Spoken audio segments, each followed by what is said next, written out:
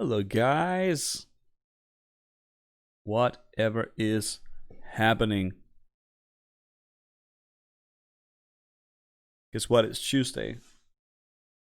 And that means, just like every other day, time for more limited magic. It's not to love. Let's just go ahead and make sure that we're live.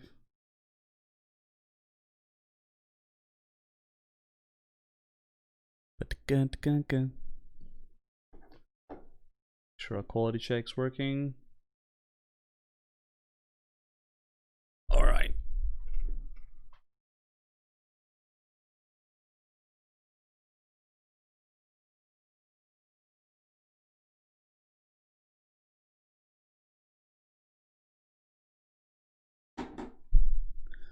Looking good. Sweet. All right. Well,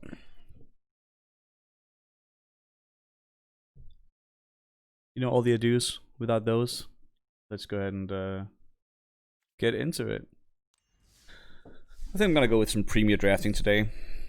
Just because drafting against the bots become a little strange sometimes, honestly.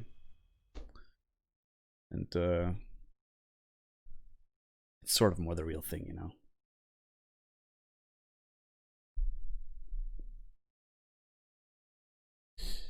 I hope everybody is having a wonderful day so far. I certainly have been.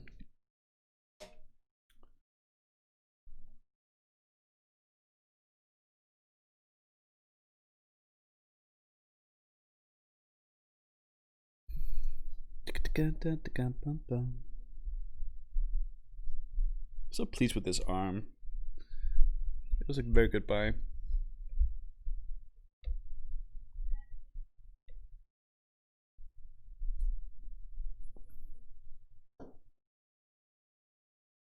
One or more players did not ready up in time.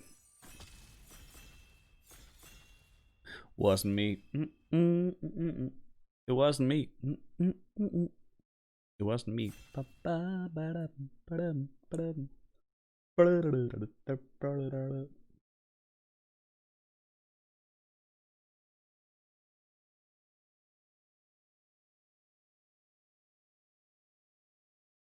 on.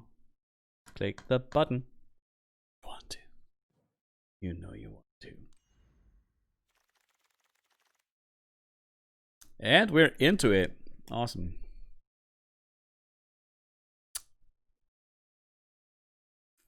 Well, right at the bat, the choices are hard.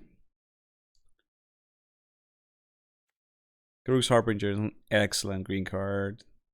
It really is excellent. 4/3 for 3, like major upside is quite good. Riddle form is amazing in the probably best version of the best decks that are out there. Scorching Dragonfire and Shock are the best uncommons, so yeah. Not sure what to do here. Also shipping a Tyrannodon.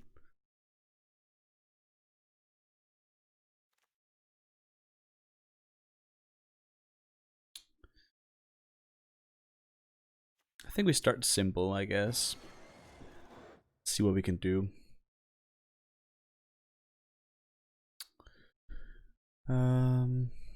Right. See, some Chorister is pretty good. Actually, an Augur if I want to go Cruel. Apple Fiend is also pretty good. Skyscanner is meh. This is a like fancy anticipate sort of type of card. Look at the top 3 cards in your library. Put one of those cards into your hand and the rest in the bottom of your library in any order. If this spell is cast from anywhere other than your hand, put each of those cards in your hand. Don't know that I can do that in this format. I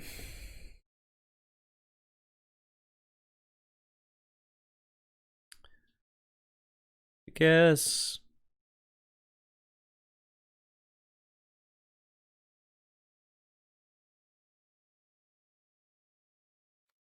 I'll try to build a Gruul Dig maybe. Huh, maybe not, huh? So black eliminate is amazing. Rousing Read is pretty good. And blue, green, draw matters. Blue did seem a little open, but eliminate? I mean, eliminate is pretty damn good. I really do like Rousing Read though. This is a lot of blue cards. Eliminate is a pretty good card though.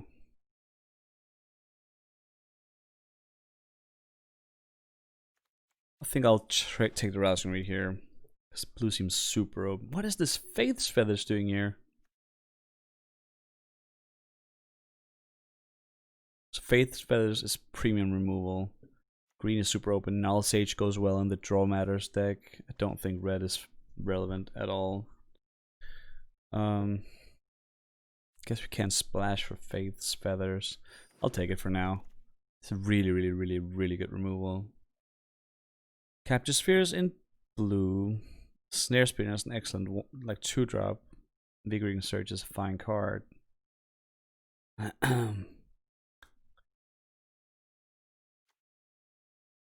Catch is not like crazy or anything, but I guess it's between Snare Spinner and Capture Sphere. It's not a great place to be, huh? I guess I'll take the removal spell. Well, that's the right temple, but there's a feed resistance. Maybe we can go Soria's Flyers, huh? Is exactly the right. I mean, I can't pass a feat here.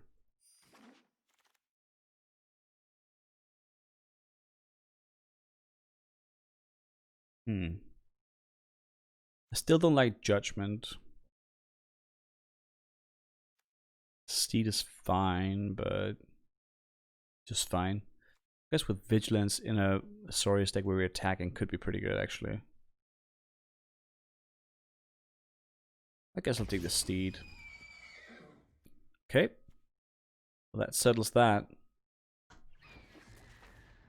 We're Sorius Flyers.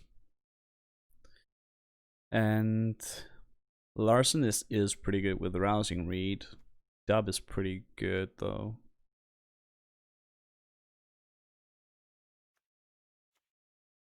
I guess we'll take the Larcenist, not play that. Chorister, absolutely. Could have taken the land there. Guess I could take the anime in a Draw Matters deck. Probably not gonna play this, but probably not gonna play that. Alright. Color-wise, it looks pretty okay what we're doing here. And of course, there's a Brash Taunter. And a Tempered Veteran, and a Feeder Resistance. Oh, why must you always do this to me, game? So Tempered Veteran obviously is amazing. Not a lot of plus counters going on right now. Feed is like the best white card, I think, in the pack, even better than Tempered. Super goes well with Watchers. I guess I have to take the Feed. Feed is just too good. Acolyte! Even though Tide Skimmer goes well in the Flyers deck. Actually, you know what? No, I think I can pick a Tide Skimmer up later. Bash's Acolytes are too good. Swift Response also worth like considering here, but the Acolyte I think is the straight up better card. Charges good with the Chorister. Watchdog is good on its own, also pretty good with Rousing Read, being able to attack and block in the air. Watchdog is a really good 2-drop, I guess. It's better than Charger though. I guess if you give Charger flying the turn after, it does attack for 4 and not 3.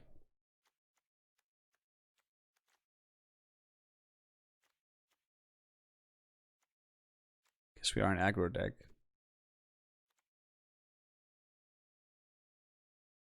It's strange because I don't think I would ever actually really pick the Charger over the Watchdog, but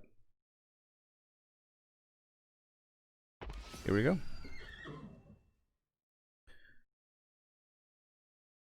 Okay, there's a Swift Response. That's a real enough card. I also like the makeshift battalion actually, but I think we can pick up those later. And now we get to pick the charger without really saying goodbye to anything. I don't think the protege is super good in an aggro deck, and I want this deck to be fairly aggressive. The tapper is pretty good. I do hope to pick up some more flyers. Again, the course is pretty good with the chargers, so not much thinking to do there.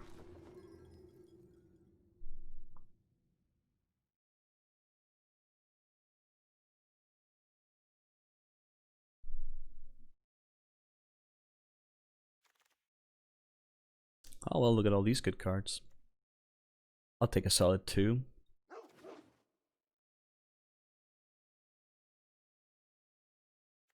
Wouldn't mind picking up some more rousing reads. Don't think it likely that we're playing the super defensive cards like the crab. Probably not the steeds. We hope to like get a curve a little lower. Maybe pick up another watch or something. Be cool.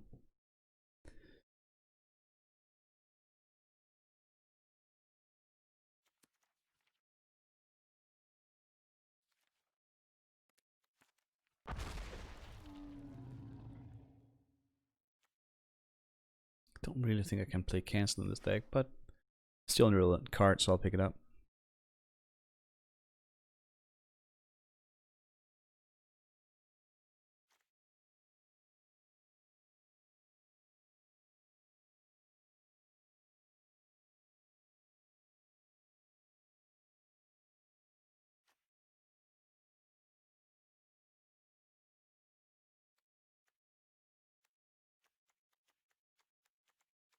Why not playing the crab?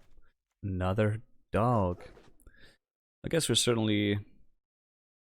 I guess we're pretty much the only person in white here, which is very good for us. Don't think I'll play that.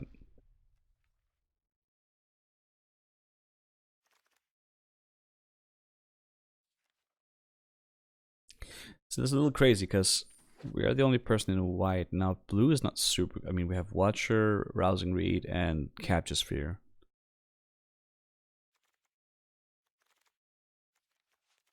Technically we could pivot into green here. If we really wanted to.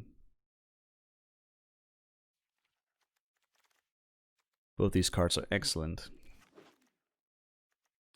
So is Surrogate Intervention, but I'm not picking it over a Seasoned Hallow Blade, that's for damn sure. There also is the Roaming Ghostlight that I want, but can't have all of them. Slowly moving into a very aggressive deck now.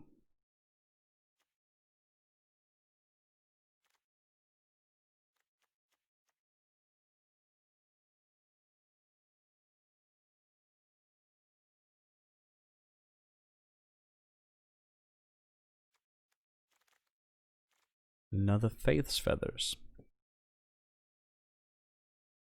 And another Feed Resistance. Of course they're in the same pack. I'll take the Great Removal spell, I guess. I already have 2 feeds.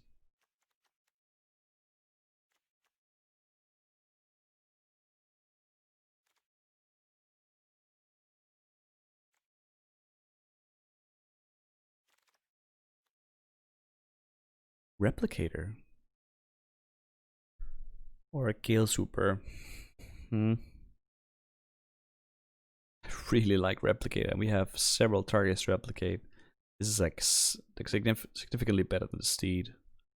It also counts the Faith's Feathers. But Swooper is straight up good. It's a flyer. To go with Watcher.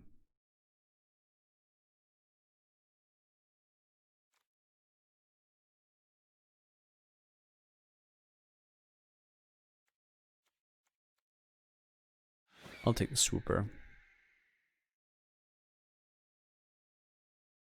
Demonic Embrace, really? There's another Rousing Read. I actively want that.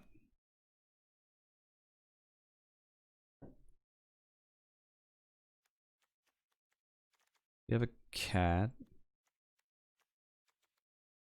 Doesn't say unicorn, does it? No. It does a dog though. We do have watchdogs.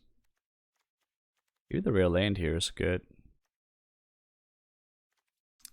I'll take the land.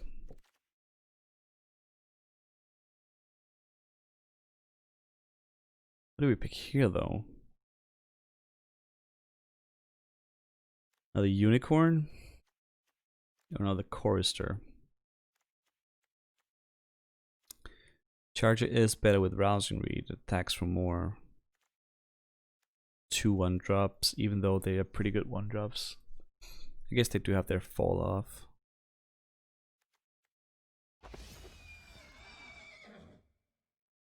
Dub, however, we do not have dub yet, and I actively want dub. And the Pegasus.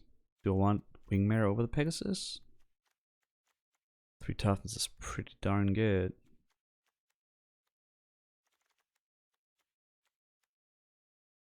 I guess I'll take it as a 2-drop. We got the roaming ghostlight. That's amazing. Don't think I'm playing this. But let me just cut that. The enforcer. I don't think we're playing 2 of those. Animes. Probably not even playing the one. Don't think I'm playing this.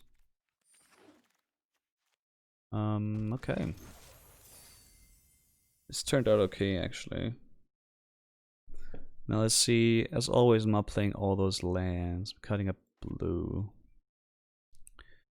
What are we cutting here then? The cancel doesn't go in the deck. Judgment's bad.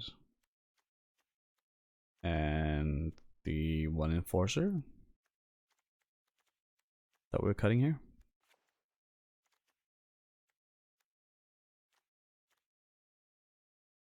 What do we have a flying? 1, 2, 3, 4, 5, 6. We do have a bunch of things with flying. I guess we can play 2 enforcers. Then maybe not play the larcenist.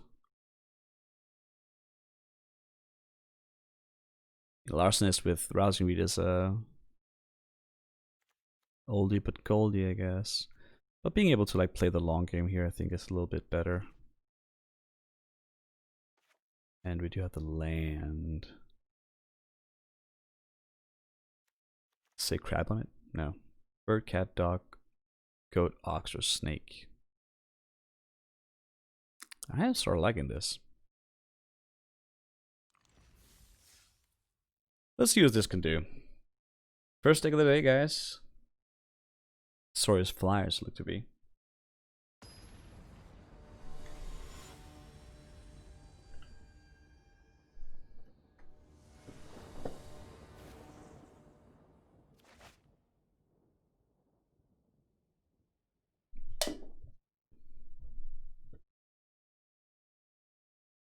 Darling. Got a mega cap. Exceptionally clear. What's a mega cap? Make America.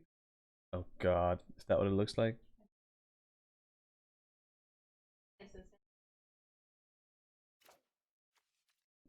Yeah, don't want to send the wrong signals here.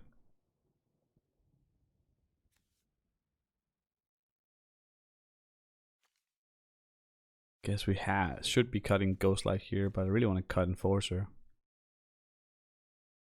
Greed is good. Ghostlight is one of the best like late game cards you have.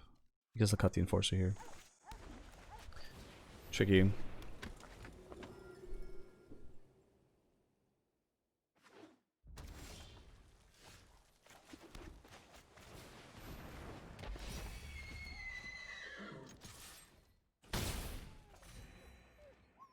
Don't really care if he has the shock there. Like we're gonna play our hand no matter what. It's gonna be a Dragonfire? No, Hoppelfiend. Okay.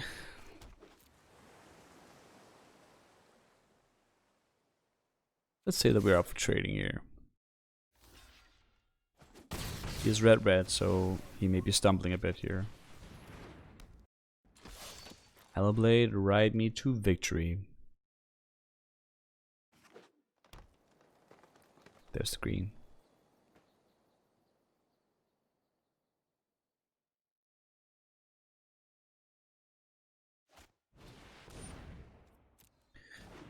Gadrick is pretty good. Of course, it doesn't help.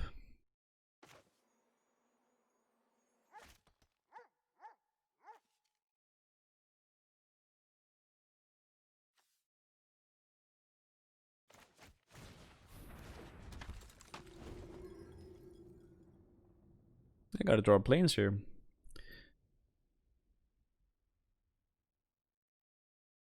It's a very good blocker, this guy.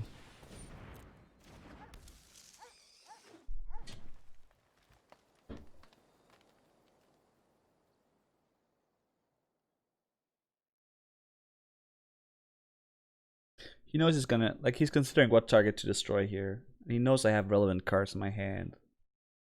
So he might want to target the Seasoned Hallowblade instead of the Chorister. The Chorister also does nothing on this field, so maybe that's part of his conclusion.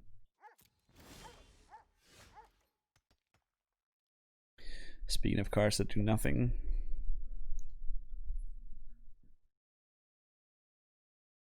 He's holding Dragonfire here.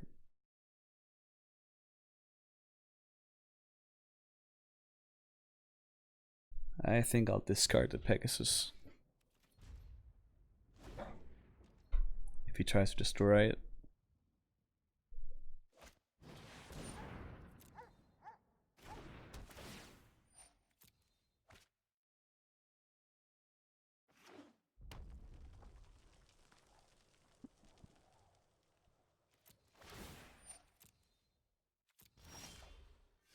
There's planes. Right.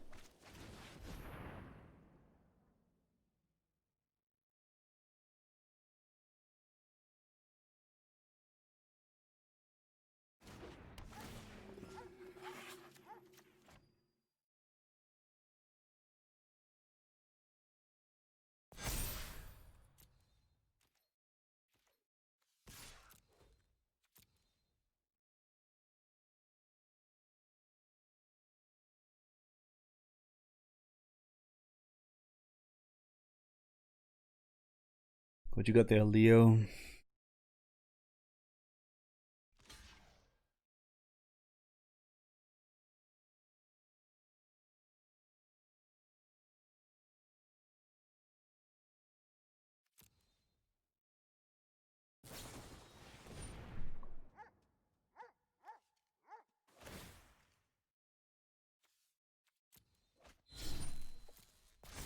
I'll trade for a trick.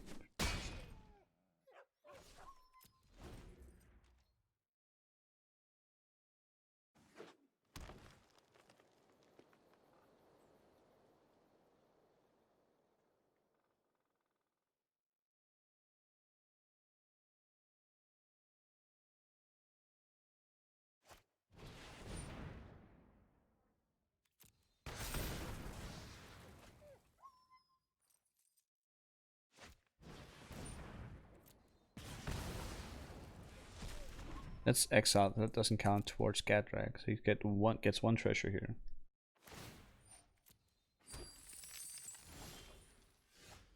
Land is pretty good. And now we're at the point where we actually don't want to trade.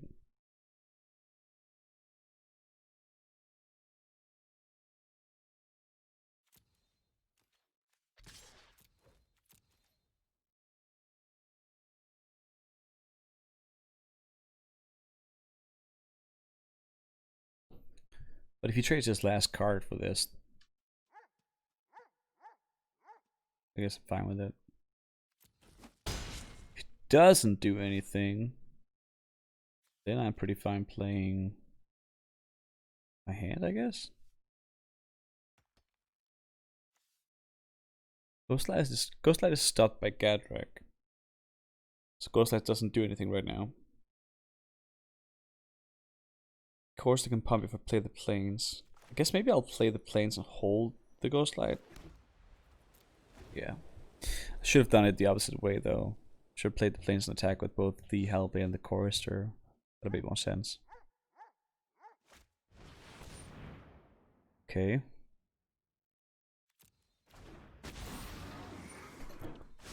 Bouncing that is not good. Since it does just draw him more cards. And now we can't attack through with our Hallow Blade. Unless, of course, it has flying.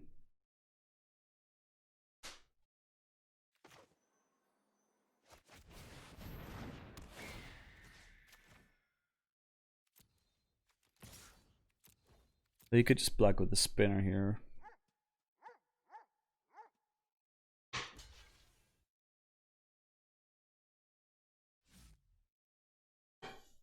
But he must realize that the spinner can block the Gale Trooper. So that makes not a lot of sense.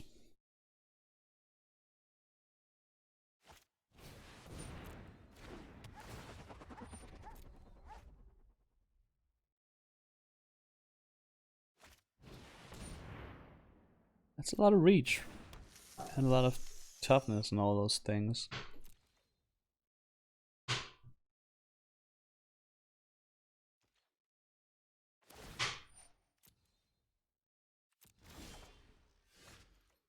Okay, we're keeping that. Now, it says target non-spirit creature. It's hexproof from blue, which means I cannot target it with the Ghost Light.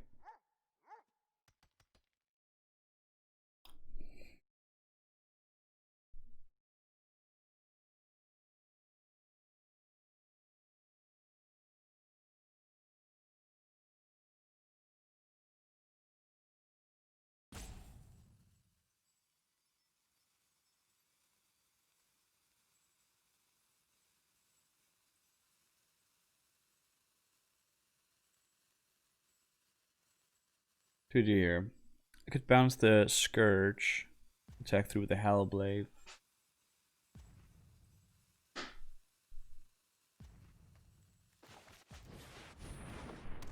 I have a lot of good draws here. Like this draws him a card, I know that. I still think it's right. Gotta add to the board. The Scourge does not have reach.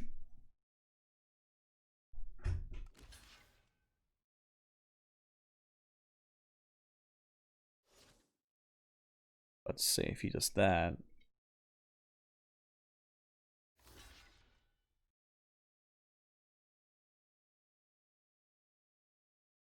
If he does that, do I even make it indestructible? Because I feel like he has like a Guile or something in hand. The 1 damage spell. And actually I can't indestructible in response, because if he has shock, then I'll just lose my thing. But it is a land, so now I would get rid of the, well, there's only one blocker in the air, I guess. I guess if he has shock, good beats.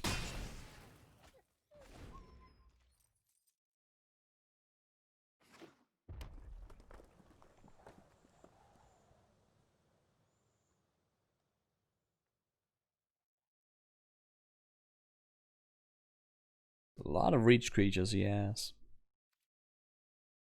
He's played a pretty good hand so far. He's drawing a lot more cards than we have.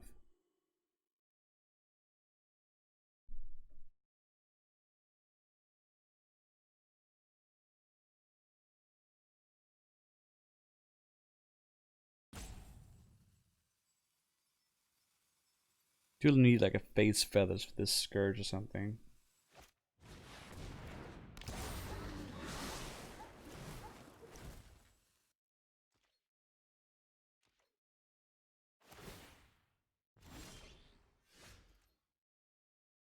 Ask and you shall receive. Now.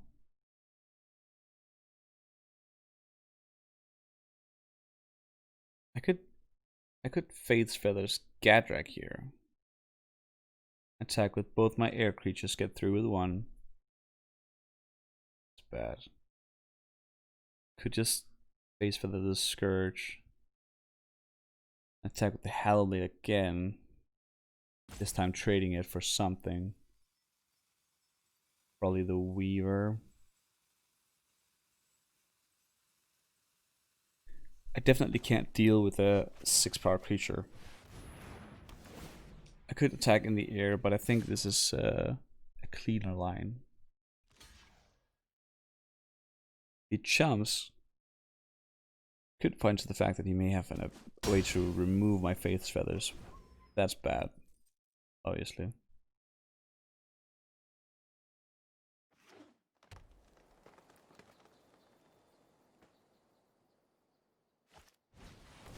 Yeah.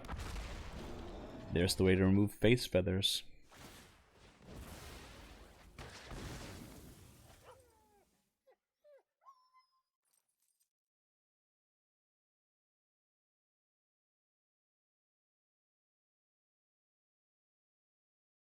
The interesting thing is that if we get rid of Gadrick now, we can actually just start attacking. That's interesting.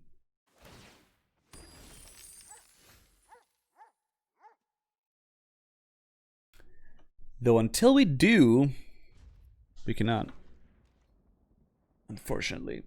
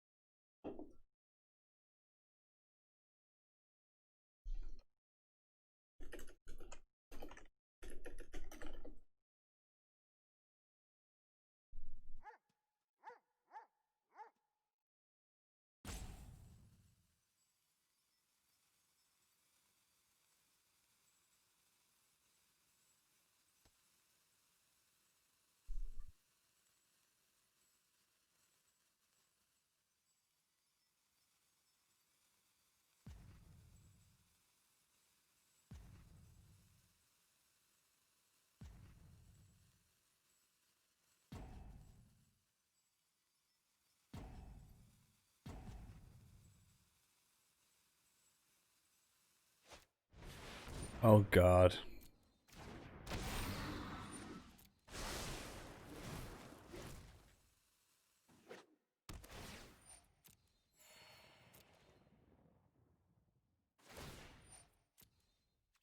I need to draw Rousing Read or something.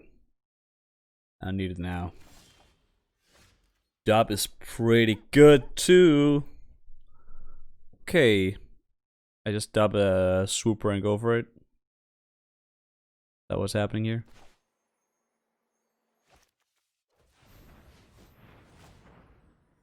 Let's think it through. Season Hellblade doesn't work because he has a Scourge with 7 life right now. Dubbing a Swooper is pretty amazing.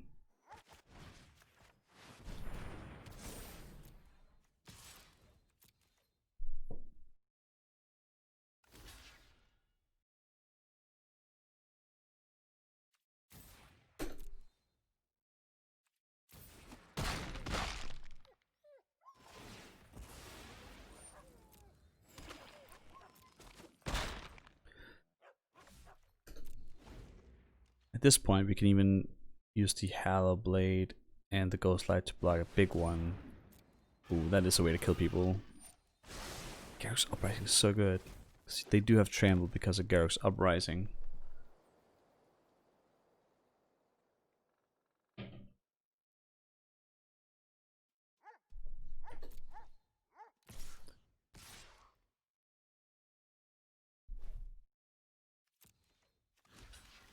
So I'll take...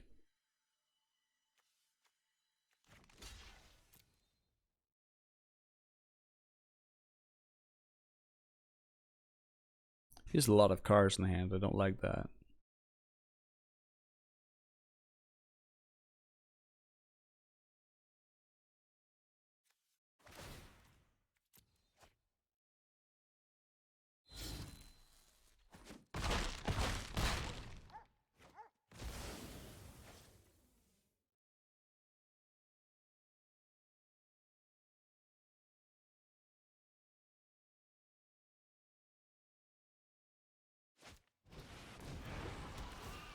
Yikes.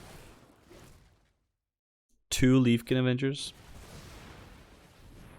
Well, this went from possible to unlikely very quickly.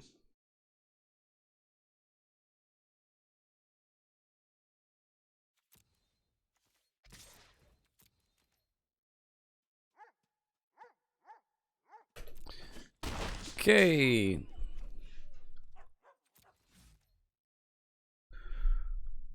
They do all have trample. Let's see, 7, 8, 9. Those two just hit through, right? So I need the lifelink on the chorister. That means if I block correctly and I draw a feat here, unless he destroys my chorister pre-combat, then I'm screwed. Leafkin Avenger steal a bunch of damage to me.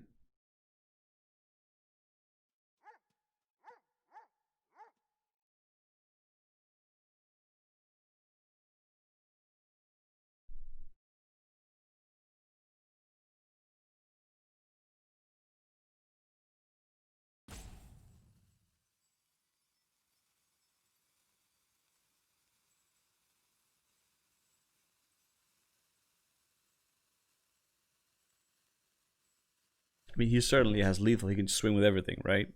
Swing with everything and activate his Avenger. That's lethal even with my chorister.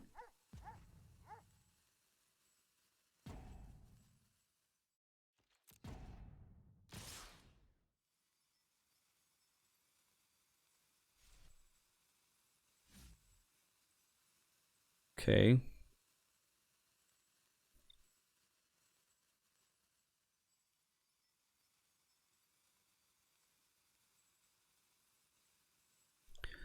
If he keeps the Spore Weaver back and we survive this attack, we just have to draw a feat and go pro green.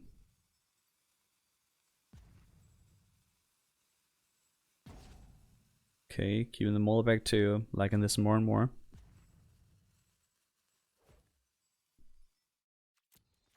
A lot of blocks are scripted. Since he has trample on all these things, there's not a lot for us to do. That's wrong! Oh no! Oops. 11. Well, we're not dead anyway. It's a little crazy that I misblocked there. We have to draw a feat resistance now.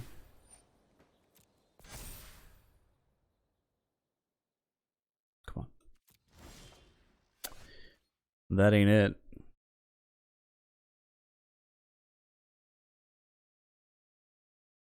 Attack, he blocks with the Weaver.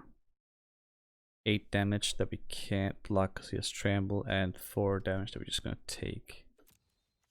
What if he doesn't block, huh? Nah, you never know.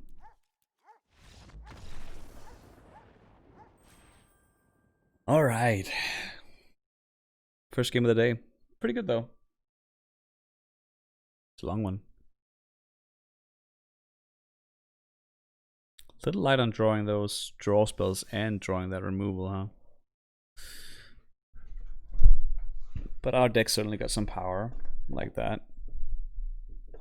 Hellblade is still busted.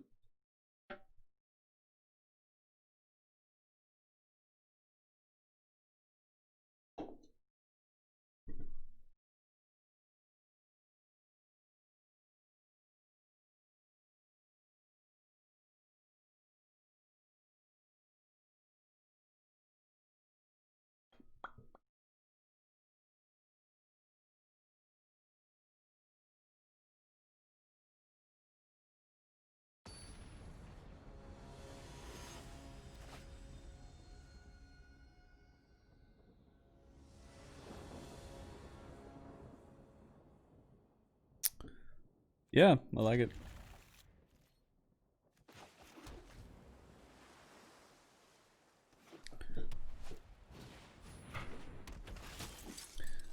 Staunch shield mate, eh?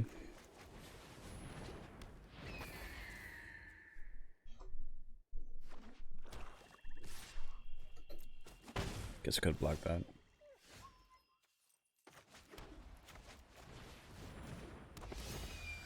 Swift response. Here we go. No. One time I didn't have it. Awesome.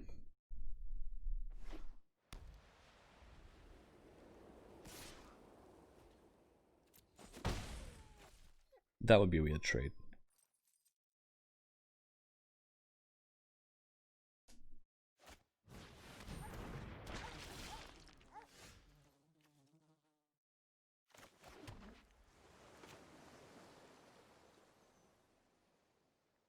Guess I'm fine trading with that.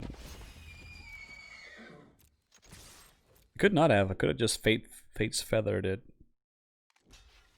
But then again... I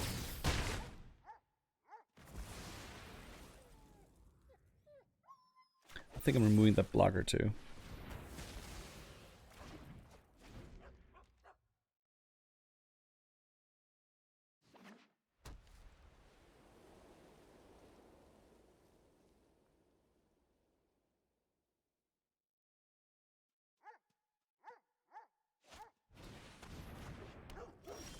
Good boy. That's fear resistance money there.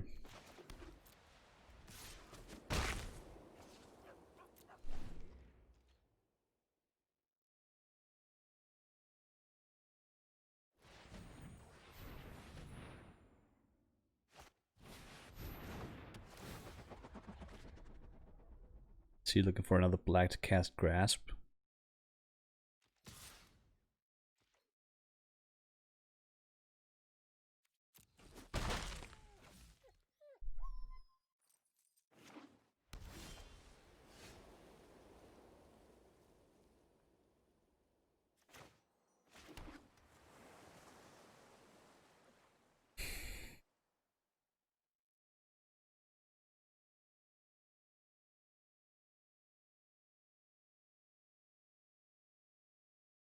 I really don't want to lose the Watcher here.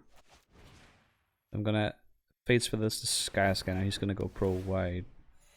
Oh no, he's not. I guess we're just all in here. Swift response and no swift response.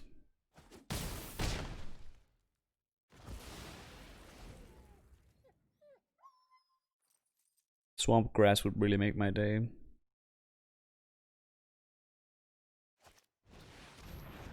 Oh, that's pretty good. Keep saying this card is amazing. It always has a target.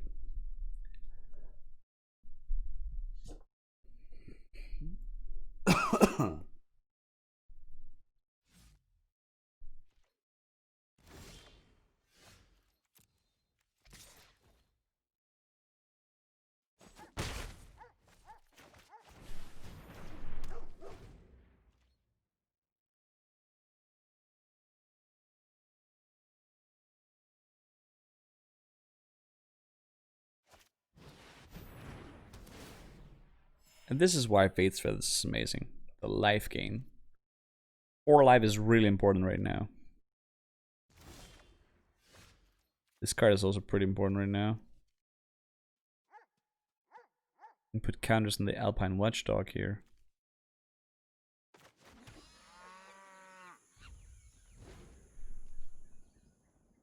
That's pretty neat.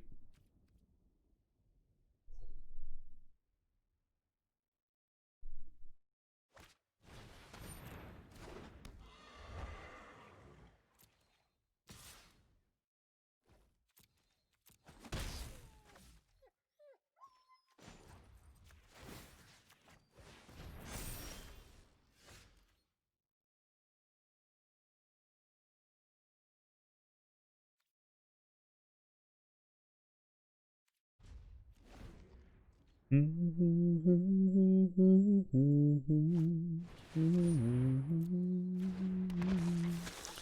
still missing a second black source.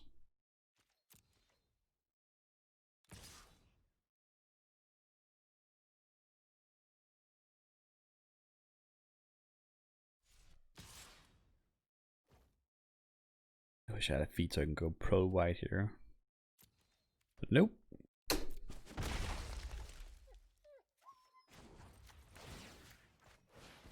Grow, my dog.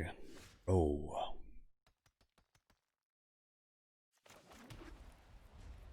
Don't want to keep drawing all these lands though. Guess we're just keeping any future lands.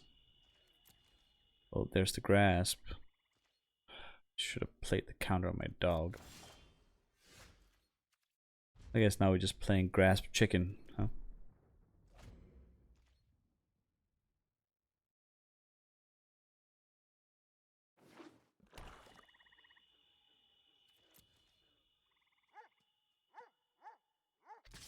He's very clearly indicating he has grasp here.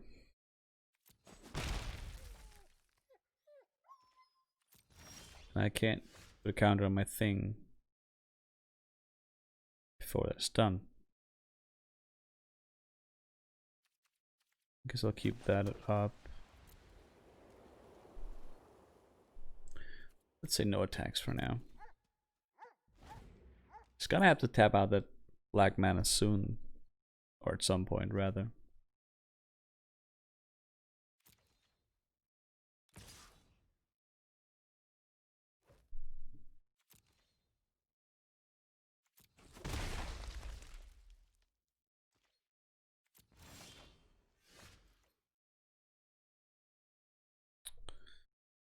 Now I almost want him to use the grasp of my dog, huh?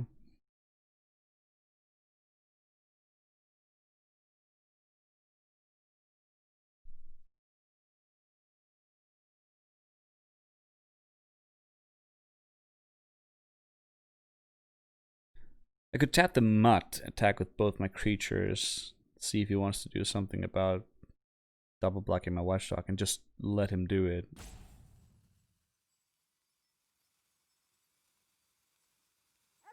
Because he's sitting with only action in his hand, and I don't want to get the dog grasped.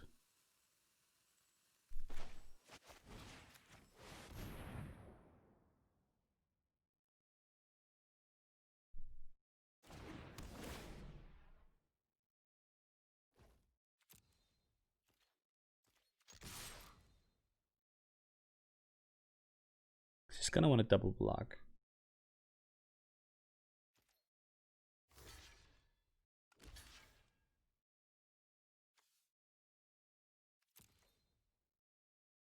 And I have to let the damage happen here. Or actually, I could prompt him to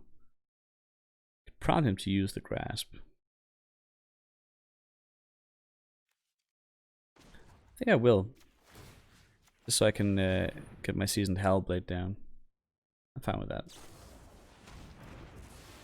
He thinks it's a blowout, but we knew he had it all the while. You get 3 damage done with our Charger. And we get our Indestructible creature down, which now cannot be killed by Grasp. Unless, of course, he has another one.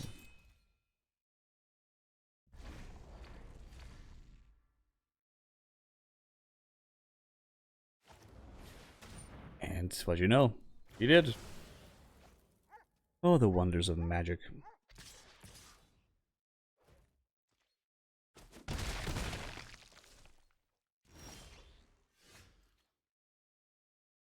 Land.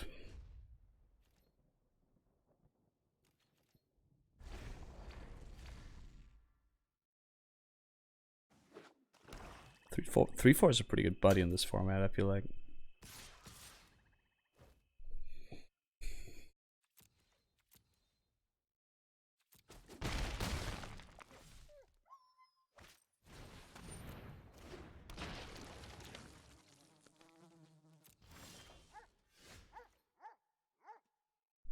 I'm gonna cast Rousing Reed, he's gonna blow me out. Game over.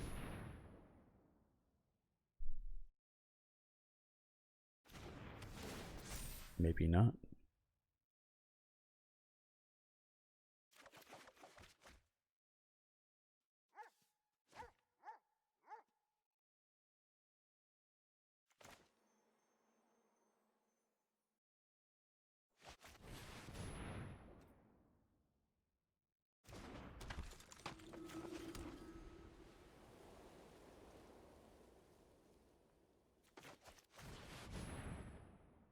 He's gonna have to respond to this.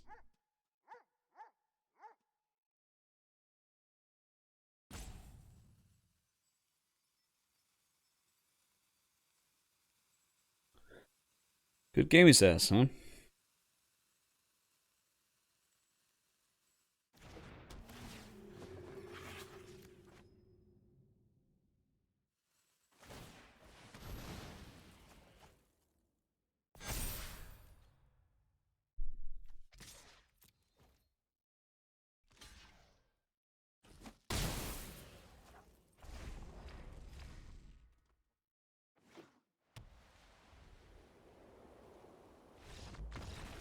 Okay.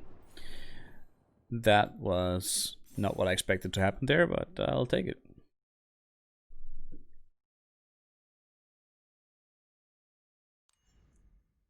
I thought he had much more juice in his hands. Guess you never know.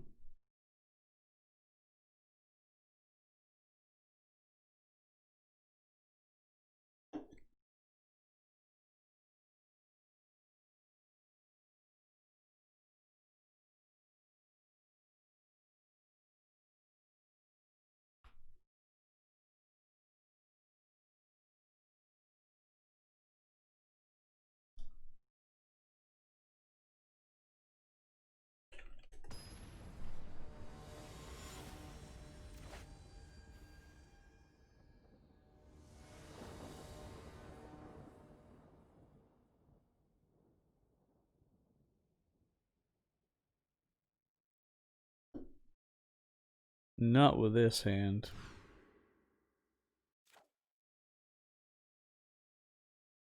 Take that.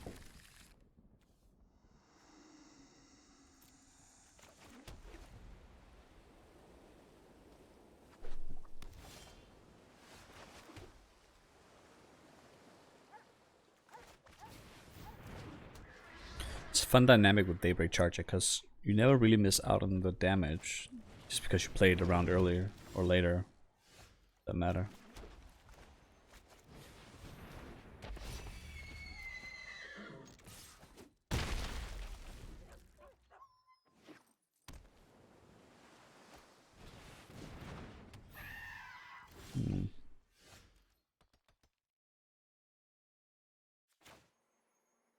I would have preferred to put this in the charger, but I can't really do that now, can I?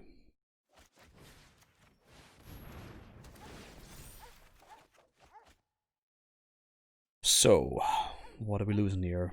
The response? Probably.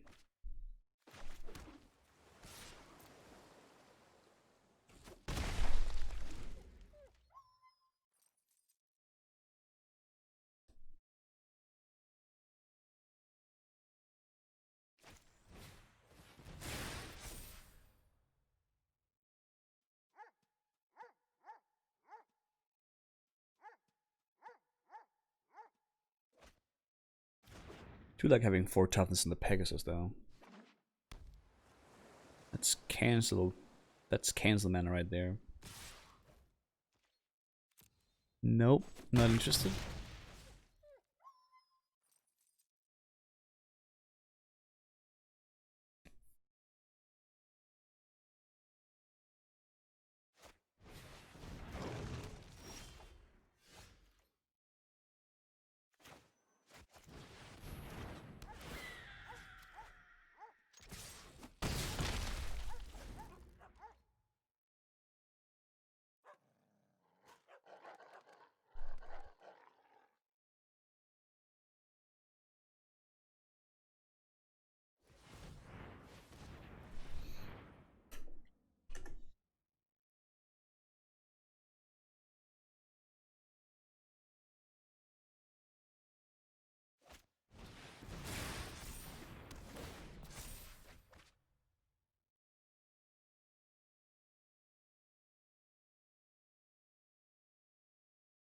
Oh,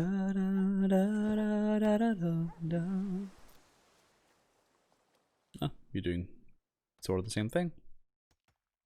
Yes. Should you block or should you go?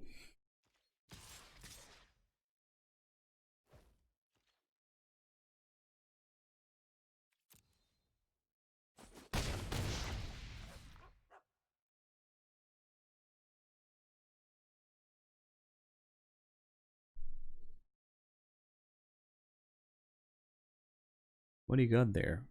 Desert Yeti.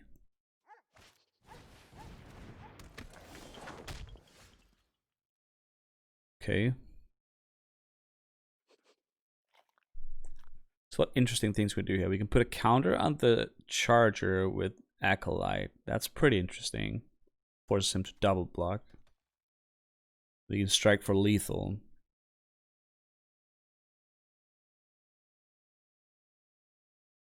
Also attack for 5. Play Faith's Feathers.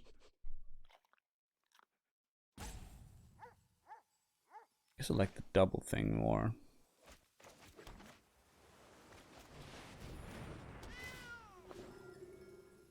I guess I'll put the counter on the...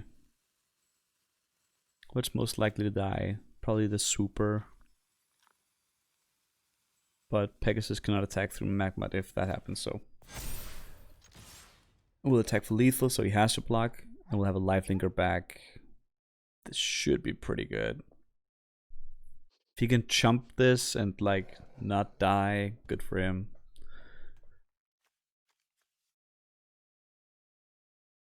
Because he can, like, probably, like, if he chumps with the Cur, maybe he could play, like, a Rousing Read on the Elder. And I would not be able to block with my lifelink, and he would get, like, 3, 6, 7, 8. So he had to be, like, Rousing Read and one other thing. Rousing Read and Shock.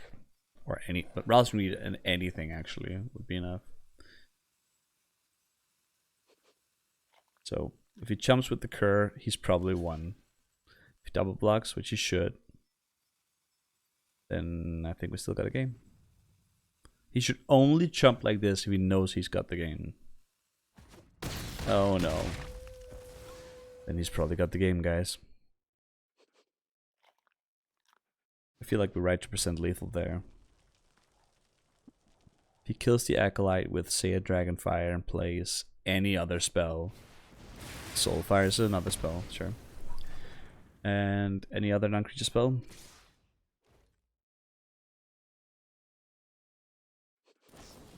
Yep. He had it.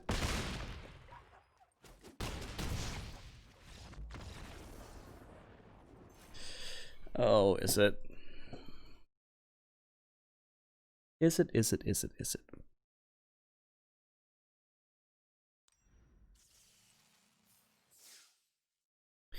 I don't know if it's a misplay to go that aggressive there. It might be.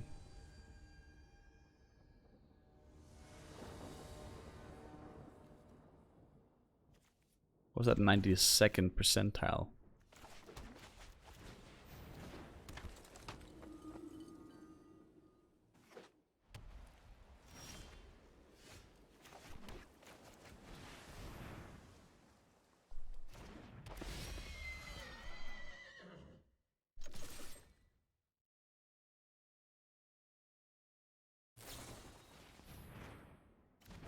Thank you.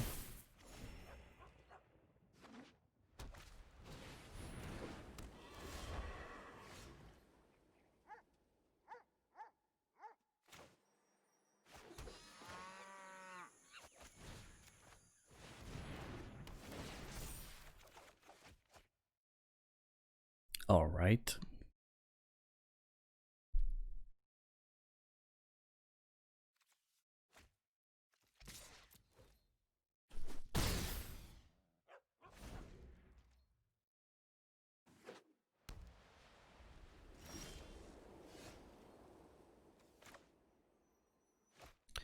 I wish that wasn't blue. I want it to be white.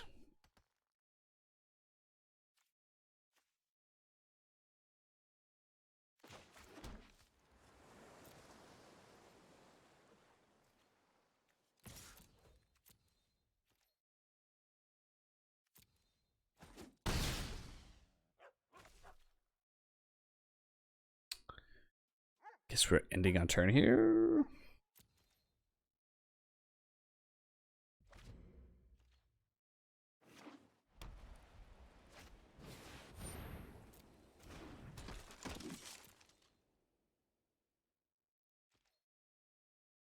Okay. Look in your adept.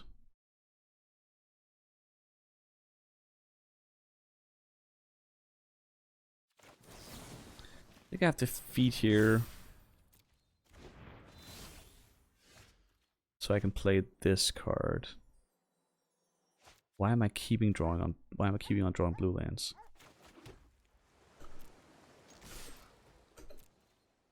I guess chump.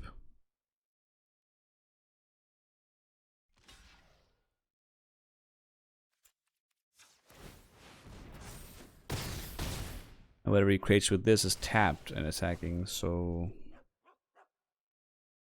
Guess we'll keep our options back.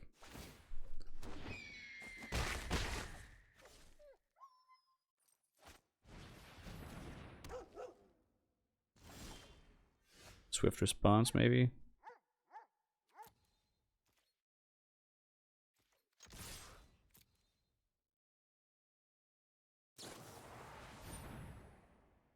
That's fine. It's pretty good, but fine.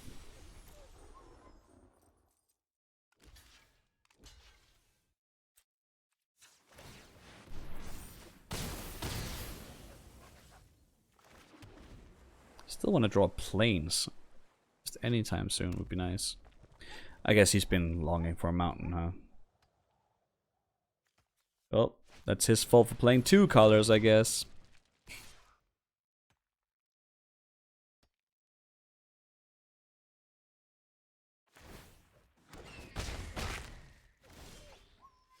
I mean, it's not really a race if he just never pulls ahead.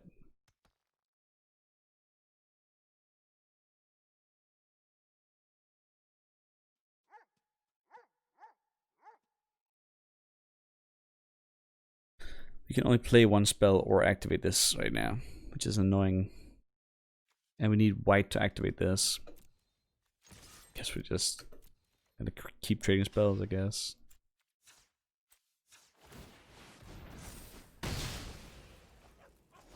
It's not like we're losing on life anytime soon.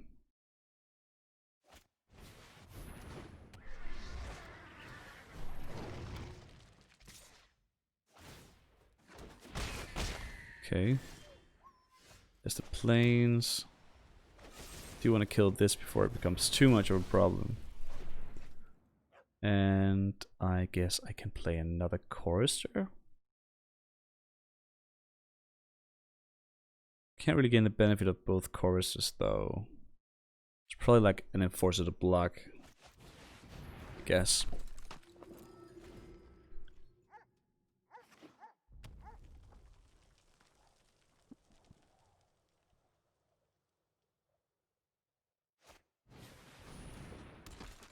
That's a pretty good draw.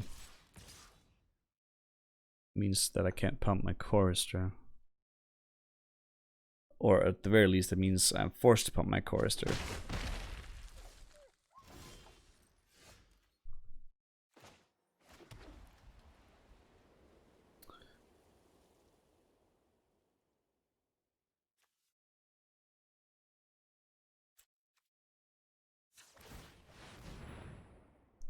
Start by making him make decisions, I guess.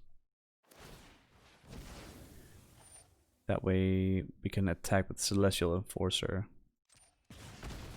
Liking that.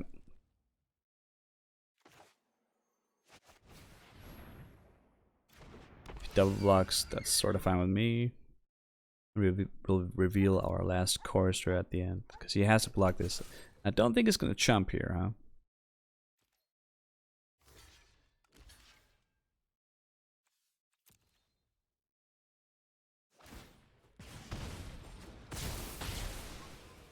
And another threat.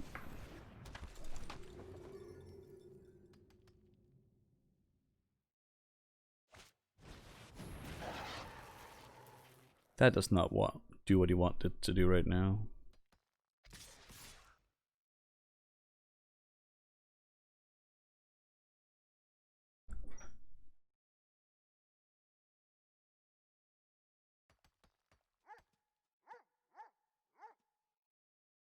If he offered us that trade, we're probably taking it with the Charger.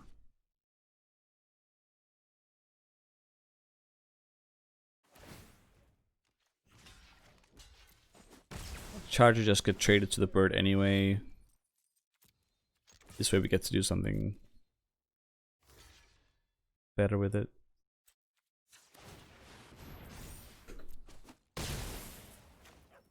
And we're just getting further ahead at this point.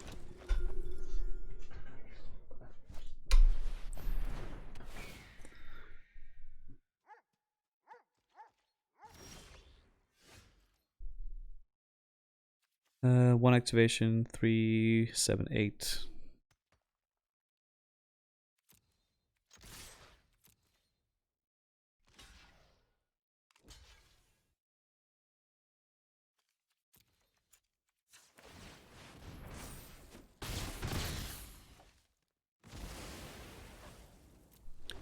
Back to you, Upho.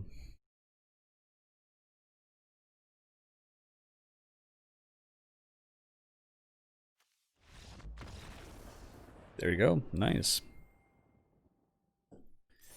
Very nice.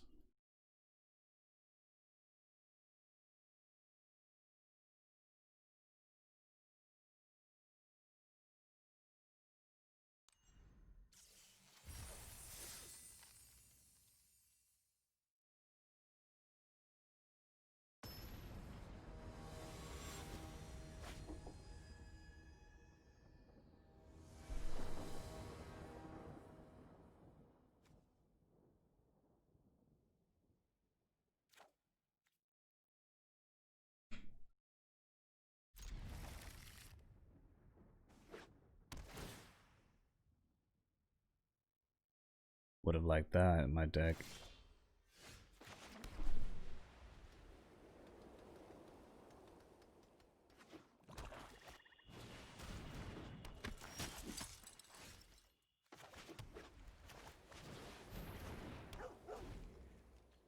Well, I'm not interested in this trade, even if he offers it, so.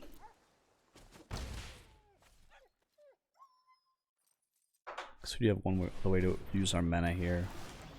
Valid.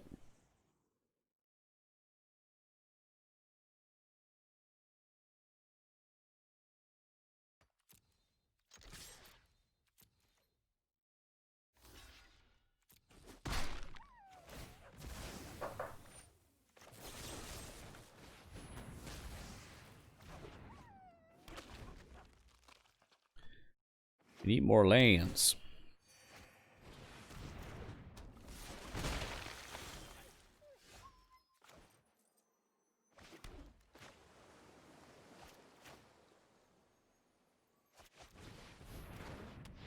Play 2 targets, we have 2 targets for the Acolyte after.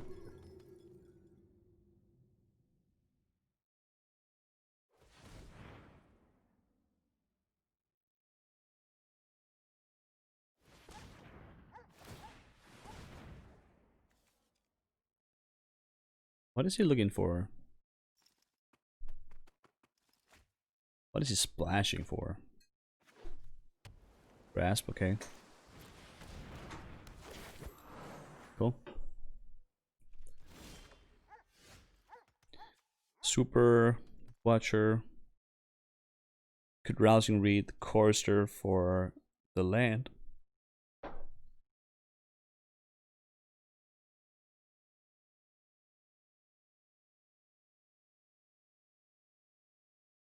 Super still blocks Larcenist.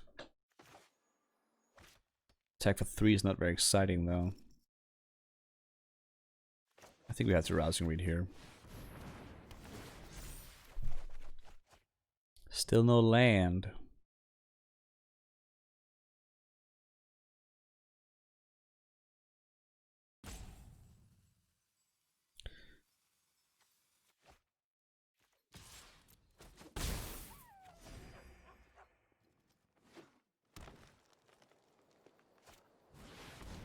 Wow.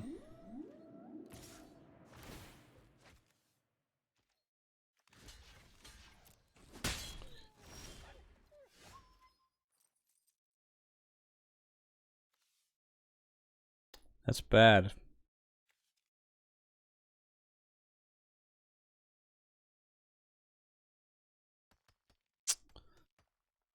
So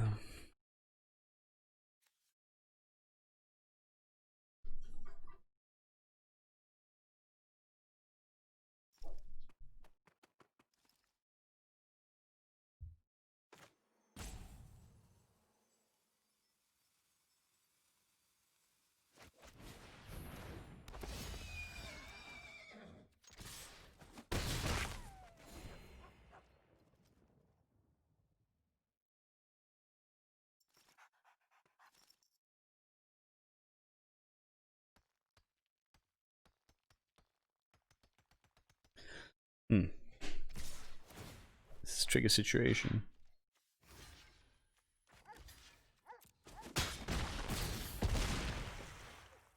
We have to face feathers that Waker, even though it doesn't do what we actually want it to do. Get 2 Waker of the waves, huh? Good for him.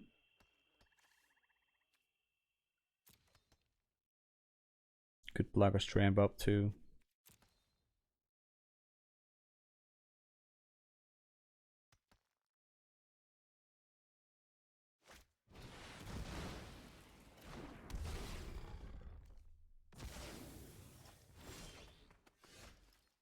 It's late.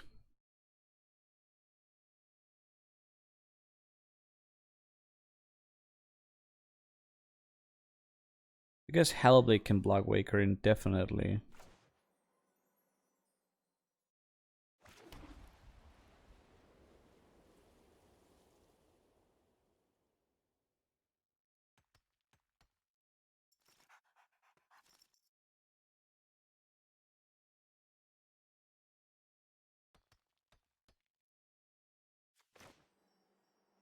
So bad Fate's feathering that Waker out the waves. Maybe it's what we have to do.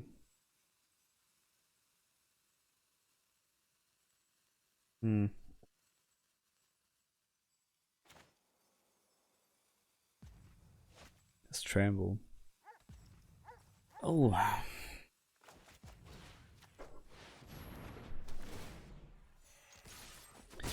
We're not chump blocking anything with this chorister.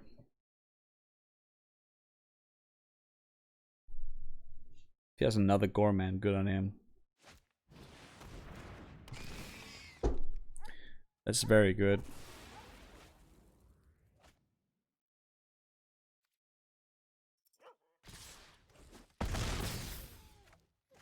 Very good deck our opponent has.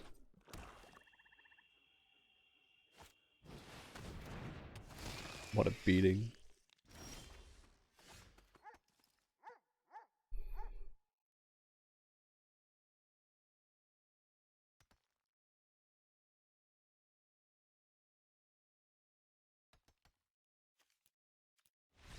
Let's do our next draft, huh? That's pretty crazy beating.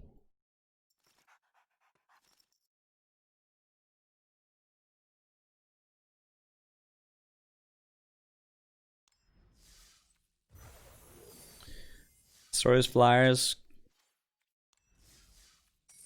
2-3. But the games were good.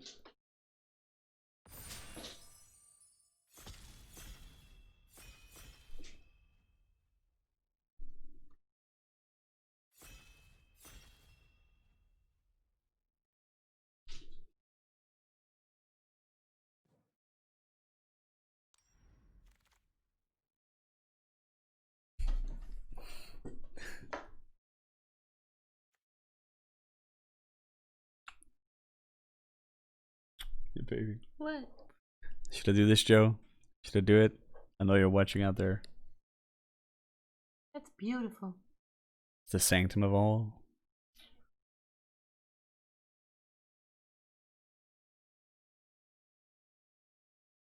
Huh? It's in the foot still? Yeah. Might Milik also be there? Yeah.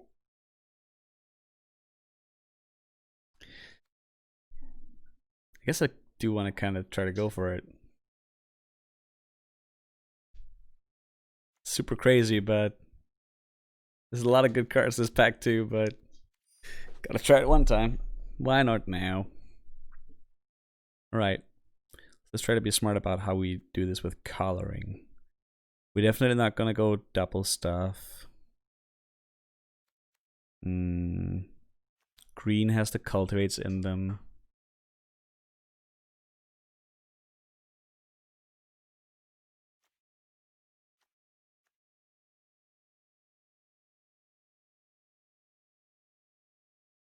So I do want to be base green. But try to do this. Traders also does something with mana, but not exactly what we want. Guess.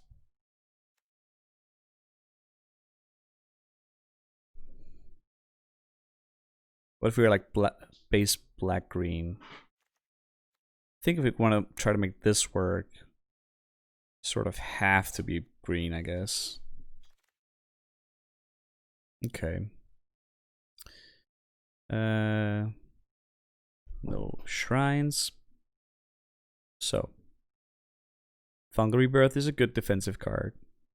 Skyscan is a neutral card. We probably want to like pick up dual lands pretty heavily if we do this. Rebirth return permanent cards, so that includes shrines. If we mill them, could be quite interesting actually. It also includes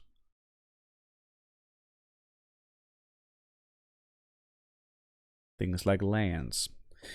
What if we had like base Gruul and try to build a Gruul deck, and if we hit the Sanctums, incidentally we can pick them up? Sounds a little bit more safe, because we're going to have an early game going, and the land's just going to take care of the rest, right? I think I'll follow that philosophy. And then even if we don't end up in a Shrines deck, we're still going to have a really solid base to go on with this. I love Pride Malkin. Kraken's super good.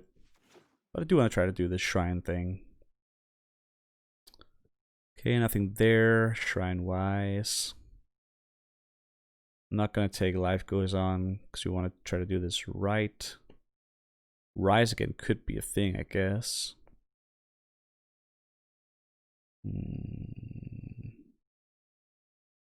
Crash Through looks for shrines, I guess.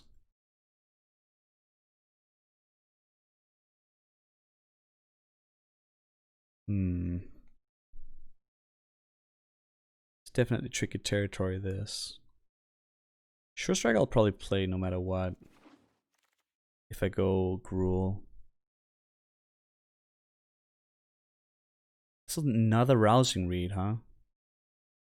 I guess if we're trying to do shrine stuff, like blue, green, draw is pretty good. Rousing Read is a stupidly good card. Goes well with a lot of the green cards too. Well, there's the red one.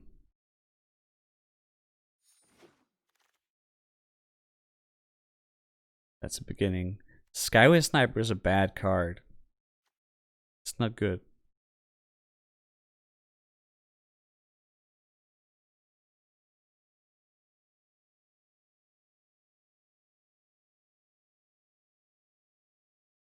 I mean, I guess I'll take this for the sideboard for now.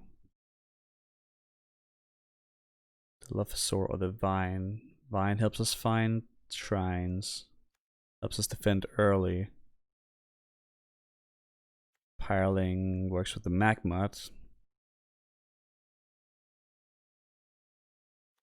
We have to be green.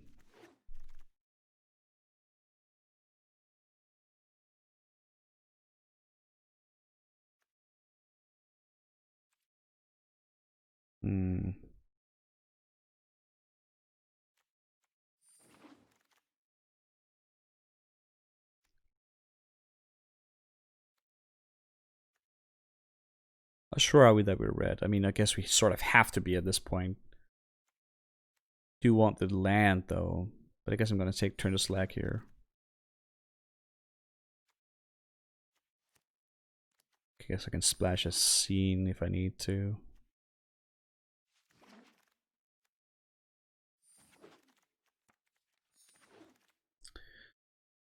Okay. That's one shrine in pack 1. Not very good. I like Drowsing Pteranodon. It's a defensive card. We're already spread a little thin for mana. Would like to pick up the Cove. But we have to take this one here, I think. And still no shrines. Take the good defensive card. Over pretty much nothing. I mean, nothing in our color anyway.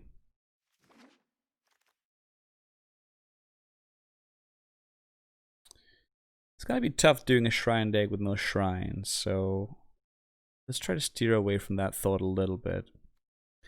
Magma is a really good 2-drop. Fungal Rebirth is a pretty good 3 mana card. Blue still looks super open. We do have a lot of red cards though.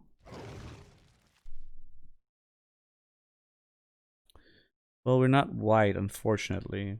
But Pride Malkin is a good card. Dog, cat.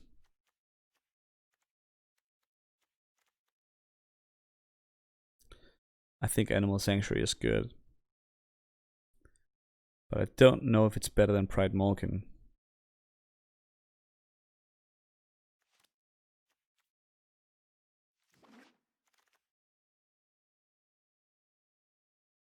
Bolthound is good. Magma and Bolthound.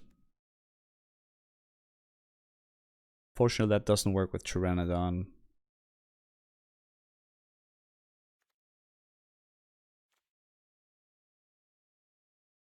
Citizen Training works with Pteranodon, but I think Bolthound is just a better card.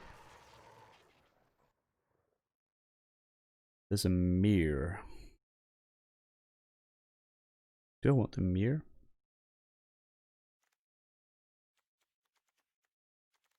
Don't think we play Overload here. We have another Gale Trooper. We could splash white and try to attack through in the air for the last points here. But I don't think that's what we're doing. The mirror's a good card. Sage is a good body. Yeah. I think it'll have to be the mirror. Truffle Snout is good. Canopy Stalker probably overperforms a little bit. But I think Truffle Snout's a better card overall.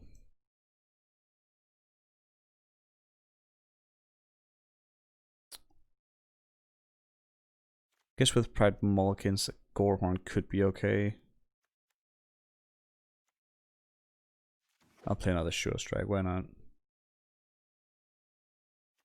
Wizardry is pretty good.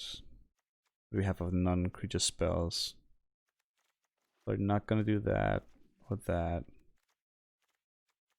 or this. We'll see.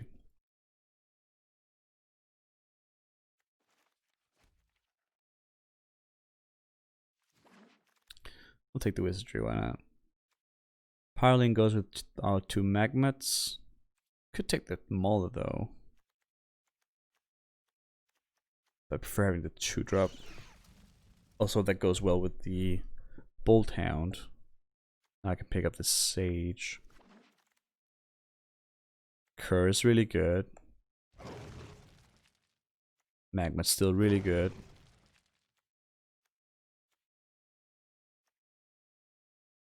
I think I'll take the land to try to splash the flyers if we get light on like good playables. Oh god, I want these 3 cards so much.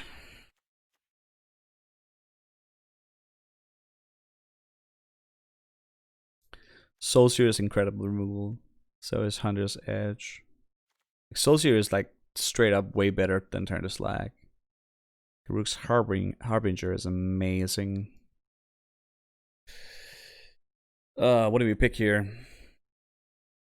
Any suggestions, guys?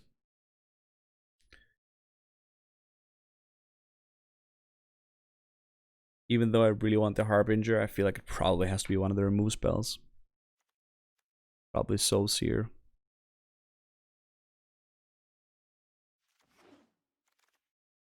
That was a tough one.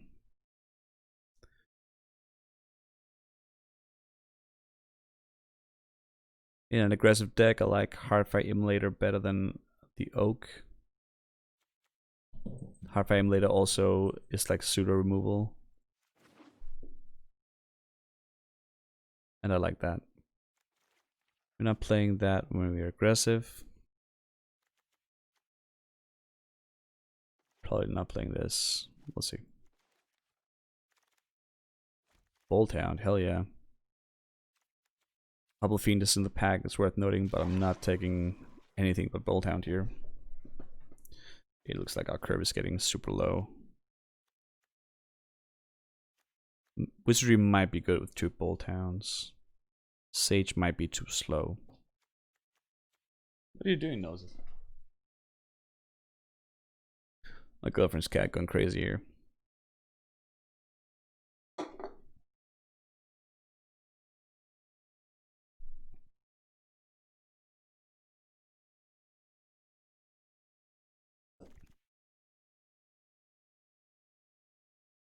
Don't particularly like Battle Rattle Shaman.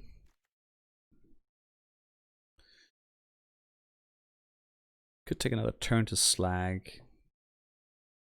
It could take Battle Rattle Shaman. Goes well with the Pyroling, I guess. Goes well with the Pteranodon that I might just not play though. Turn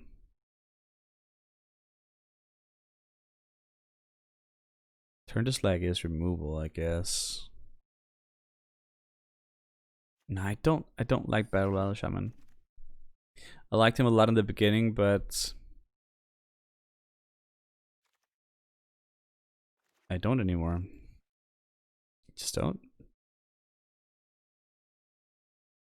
It's a big dragon. I mean, we could put this in that deck, but then we have to play a different amount of land size, and I don't like that. I think we just go for like super aggressive. Maybe we play a second destructive. I don't know. Probably not. Play all the Magmats I can. Maybe even add some Furors. Do we have any card draw? No. Do we need it? Probably not.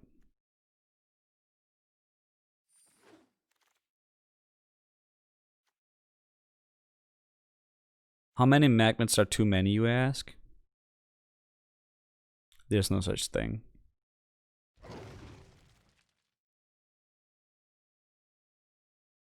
Guile might be pretty good, actually.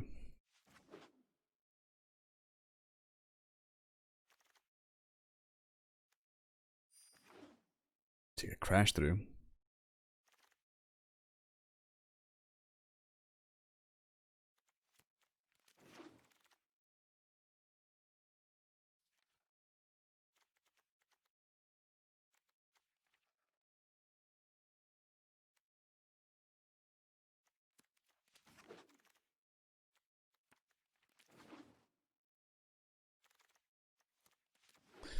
Well, I wanted to draft the Shrines deck, but we saw only one Shrine. So, rip the dream. I think we're playing 15 lands, so we're not playing Gnarl Sage. We may not even be playing both copies of these. Not playing 2 Tamperings. We're not ramping to anything with Mirror. So Mirror just becomes an expensive 3-drop.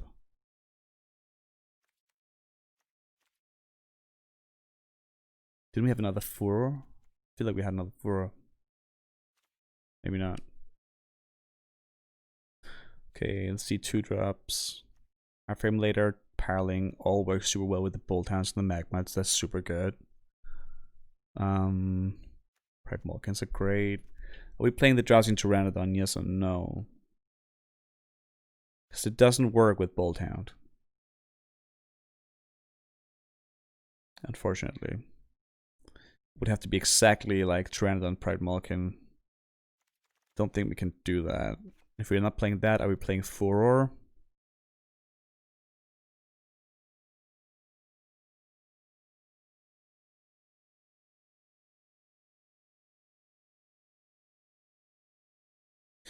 It's tricky, right?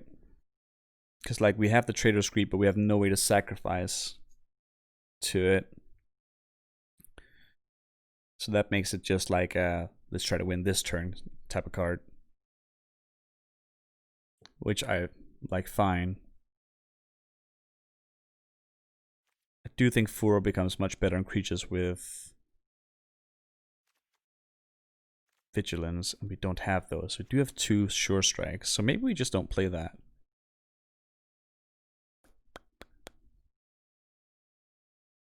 This looks pretty cool. If we can just draw some lands, huh?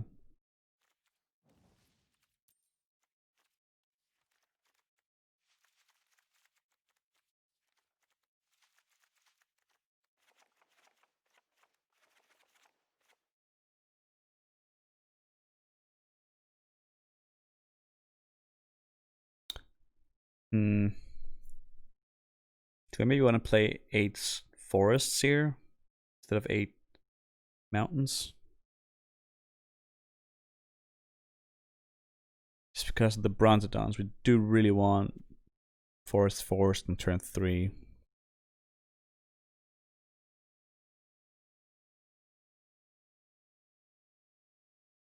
It's a little weird, but I feel like Trader's Greed is not super good in this deck.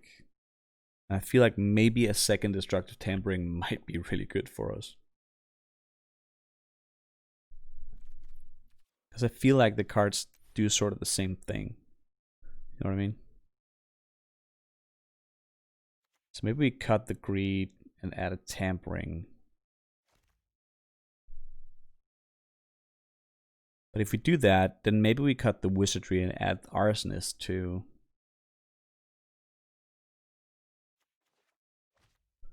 What is the Wizardry really doing here? It's triggering off.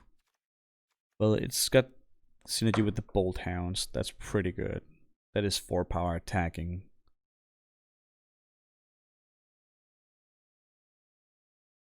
Which becomes more the turn we play Destructive Tampering. It's weird because there's 2 different ways to finish.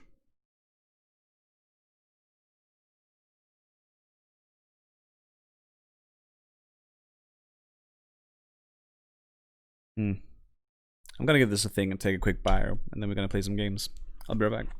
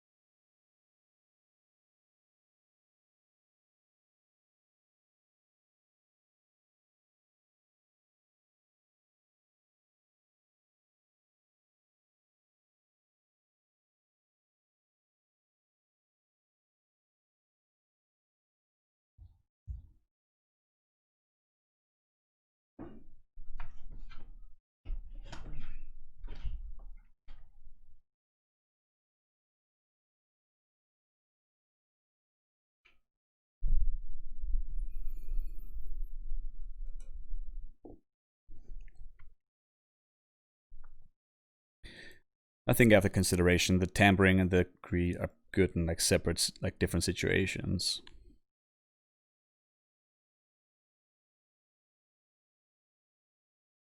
I'll run it like this.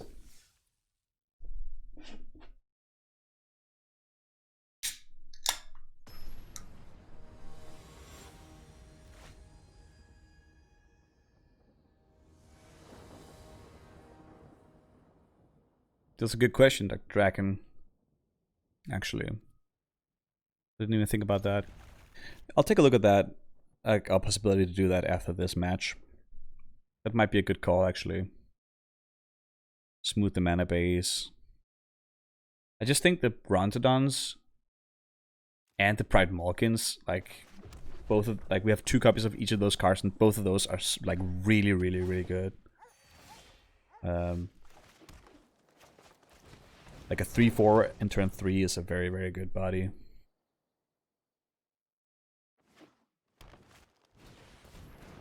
Oh, hell no. Not this bullshit.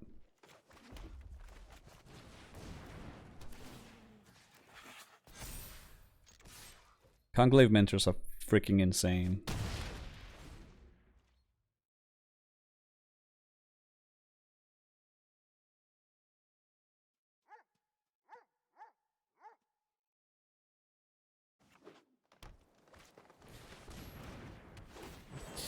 Yeah, like Brontodons like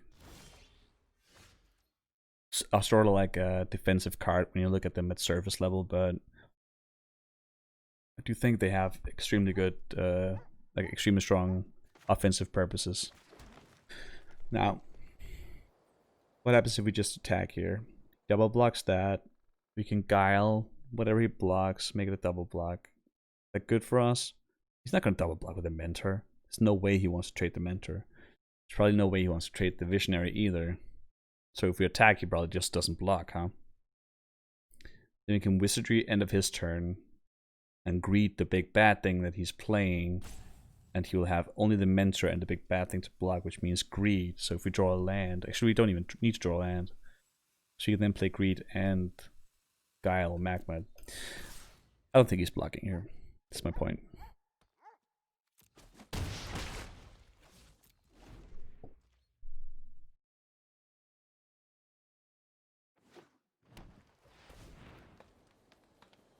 He's probably gonna play like some 3-drop that gives a counter and then keep feed up or something.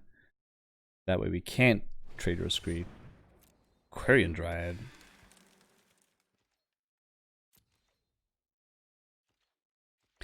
That is a super weak card, except when Conclave Mentor is on the board. Okay. This looks like he has like feed or maybe the 3 mana pump spell up.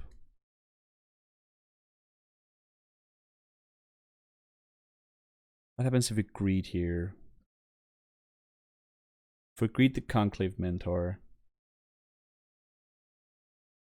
you can pump the Quarian Dryad. We have 5, 6, 7, 8, 9, 10, 11, 12, 13. We do have 13, but not a removal spell.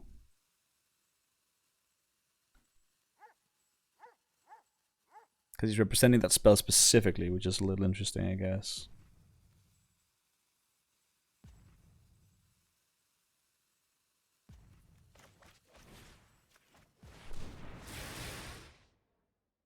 If he has feed, good beats. Nothing to do about that. But we'd rather find out this way, I guess. We can just guile.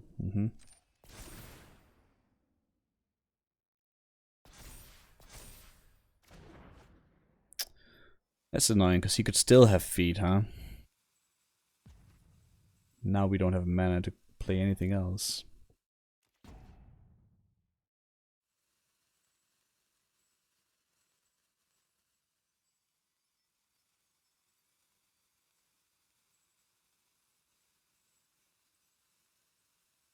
If he has feed, that's 4 counters and Quarian Dryad.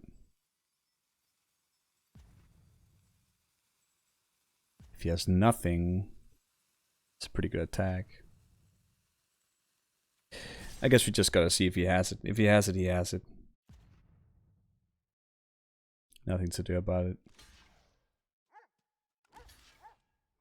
Okay, so he feeds the Conclave Mentor, gets 2 counters and Dryad, and we get blown out. He takes 4 damage, he's at 9. We have a long way to go now. Okay.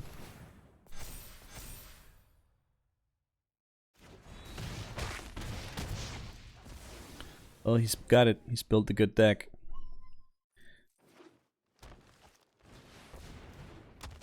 He's built a really good deck. Wow.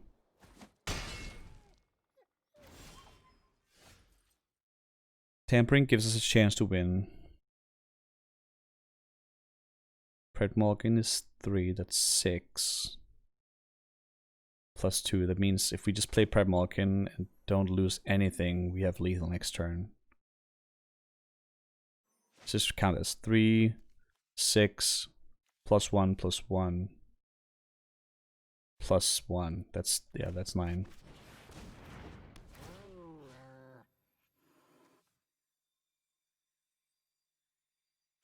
I guess I'll put it on that.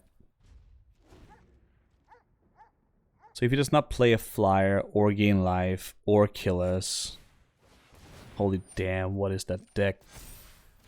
That's insane. 5, 10.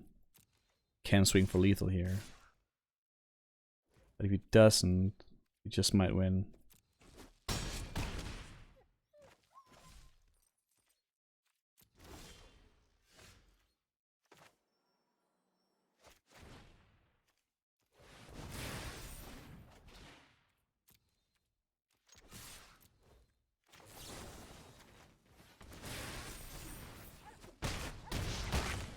Guess we did it. Guess we somehow beat this absolutely crazy freaking deck.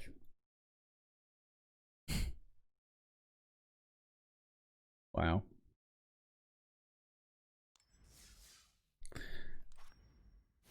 Let's take a look at that mono red thing for a second, huh? I mean, we have 6 green cards. For us to even like consider playing mono red, we'd have to have 6 red cards that we want to play. We could like consider them here, I guess.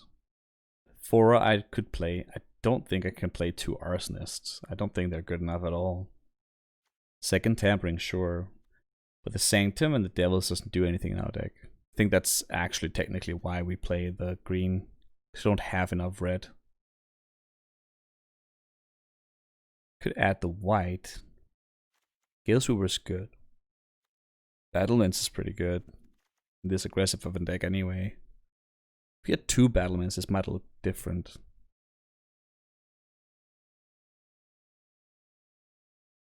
Rousing Read is also very good.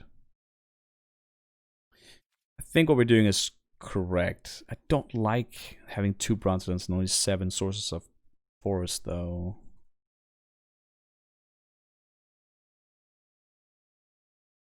We have so many more red cards. I think this has to be the split of mana, unfortunately. It's a little risky because we do risk sitting with Bronzedons in our hand that we can't cast. But I would much rather sit with Bronzedons in our hand that I can't cast than Magmas in our hand that I can't cast. That would just be super bad. Okay, I'm gonna play the Pireling first here. Because if I'm gonna put a counter on a creature with Pride Malkin, I want it to be the Pireling and not the Magma.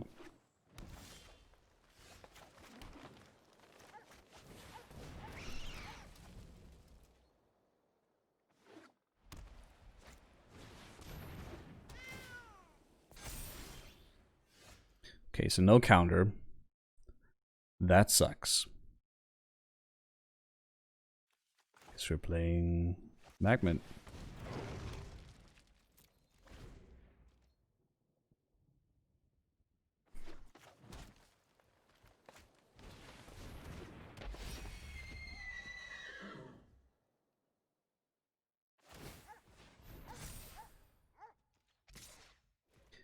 And he has Trample, but do we want to double block anyway?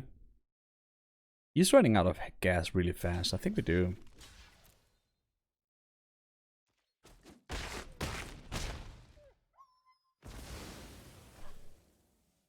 Like if that's the way he wants to play, sure. Artfight Immolator. Trades, I guess. If he doesn't attack, it's just a removal spell. Now it doesn't trade anymore.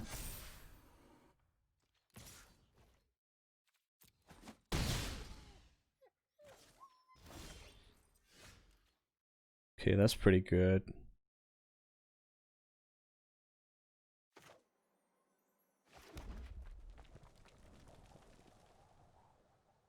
Could play Pride Mulligan here. Just have two really good blockers.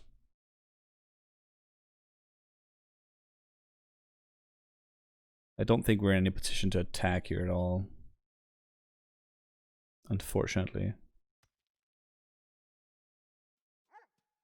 Thing is, if he removes our Hotfire Emulator in any way, shape, or form, we would have wanted to have Soldier up. If we just keep Soldier up and Hotfire Emulator, we can also just double block. I think it's safer to do that. Unfortunately.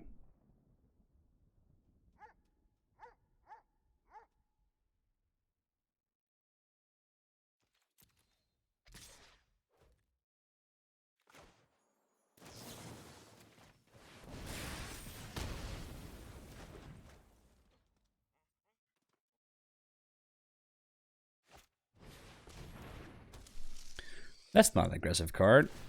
What's that doing in your deck? Okay, now we can begin to re-establish what we were doing here. And we can start to build towards a destructive tampering win. I want to keep Bolt Hound in my hand as long as I can, because it's a surprise card.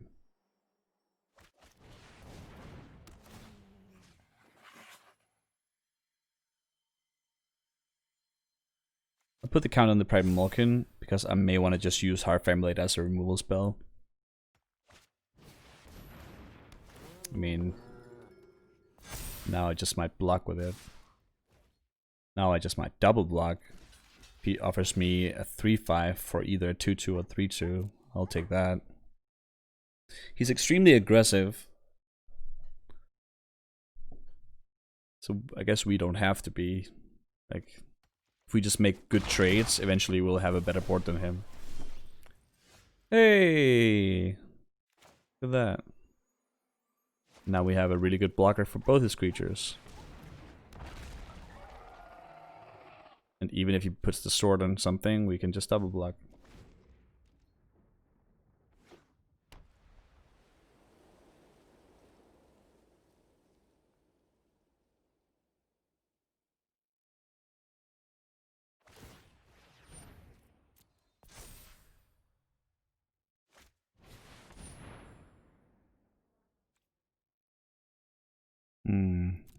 Okay. He does have some very good cards, though. Now, I guess we do Acolyte first. Because you can't take the Bronzer down with it.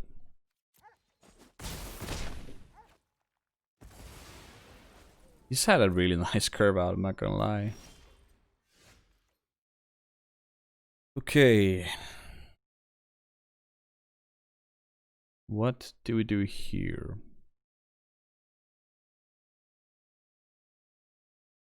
I'm not gonna use Destructive Tampering on the sword right now, I think. We need to produce a blocker. I could Trader's Greed and play Curb, but I don't know what the Trader's Greed would give us. Except if we use it on Bash's Acolyte, then Trader's Greed gains us 2 life. Don't think that's super strong. It might be exactly what we need, but I don't think it's super strong. What we can do is hold back Wizardry. I think that's what we're going to do, hold back Wizardry, and then even if he puts another counter on Pride Mulligan, we can block it. We can just double block with 2 additional wizards. If he keeps having Acolytes, I mean, good draft for him. But Acolytes are actually a problem. If he draws like any palm spells, we're blown out and we probably lose the game. We have to just try to make good trades right now.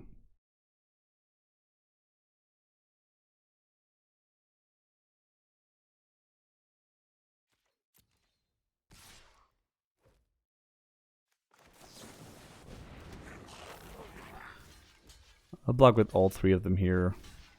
Just in case he has like the +1/+1 specifically.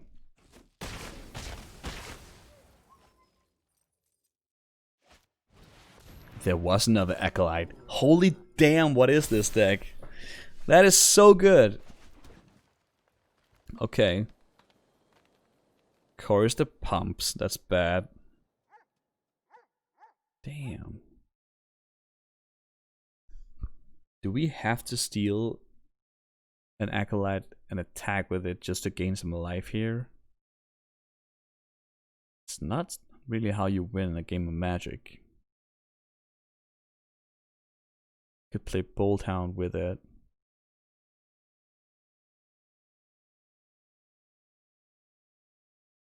This is looking really bad. Also produce 2 blockers, or just play Kerr straight up. That doesn't block anything.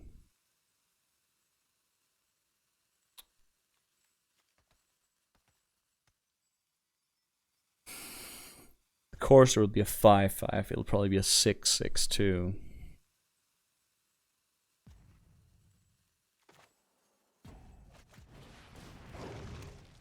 Guess what we have to do is kill that sword. And hope he has nothing more in his freaking hand. He's played some very good cards.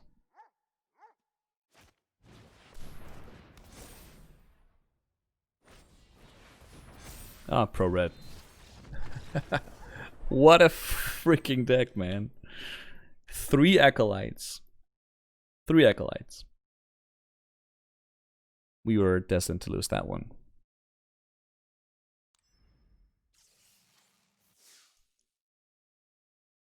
I do like how the Brontodon looked in that game, though. I don't know if you agree, Dr. Dragon.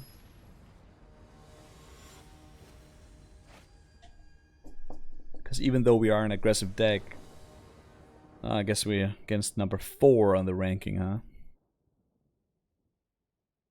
So even though we're an aggressive deck,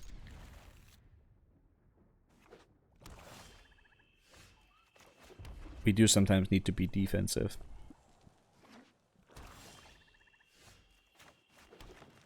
I'm gonna put the... It looks like grass, so I'm gonna put on a magma instead. Expecting him to remove it.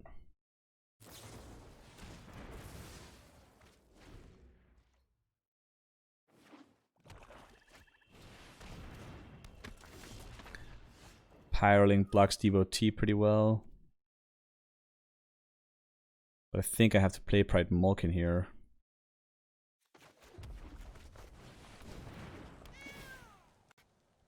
So I can double spell next turn.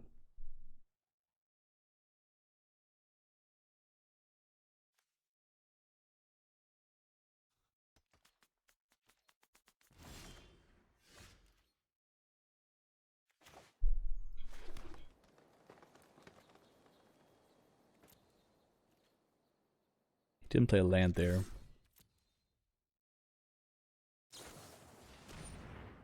Guess he didn't need to.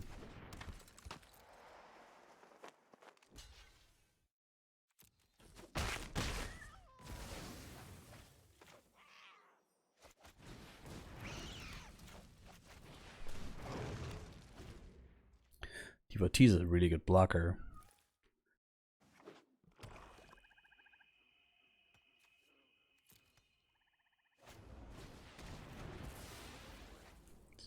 And now he makes 3 zombies.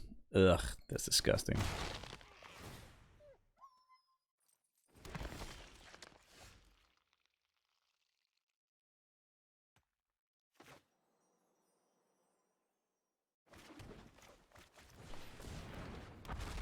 Guess we're holding back.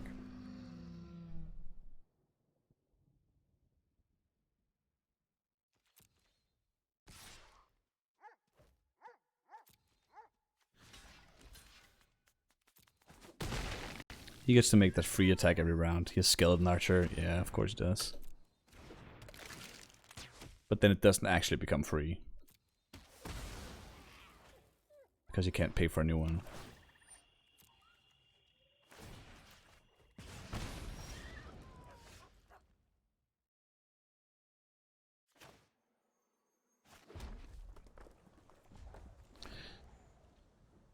It's a very,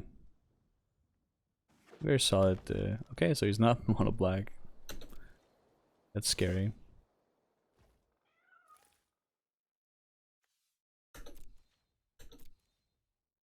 I don't actually want to block that.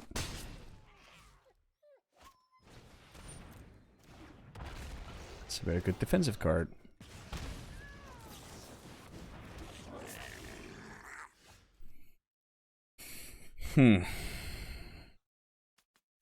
Not optimal.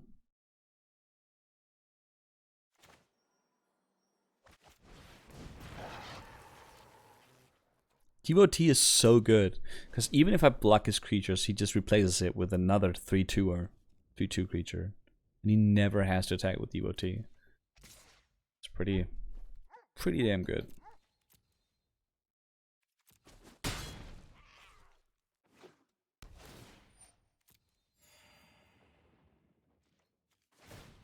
Looks like an all land hand to me though.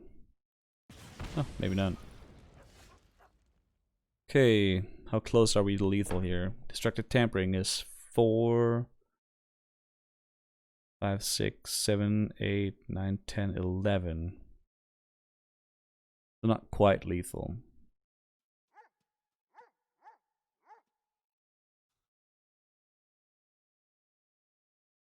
Plus he probably has something. Guess we'll wait another turn to see what is what here.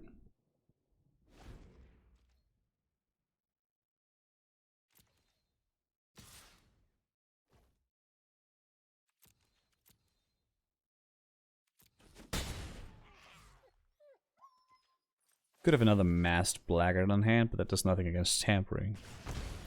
You know, the 4 power, that's enough. If he has no removal, that is. Well, gotta try one time.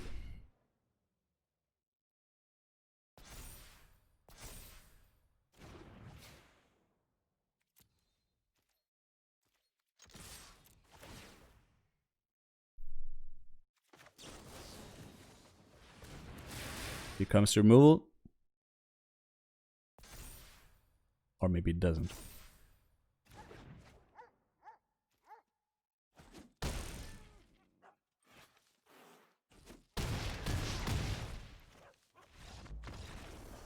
Destructive Tampering. Pretty good against even the 4th best player in the world, I guess.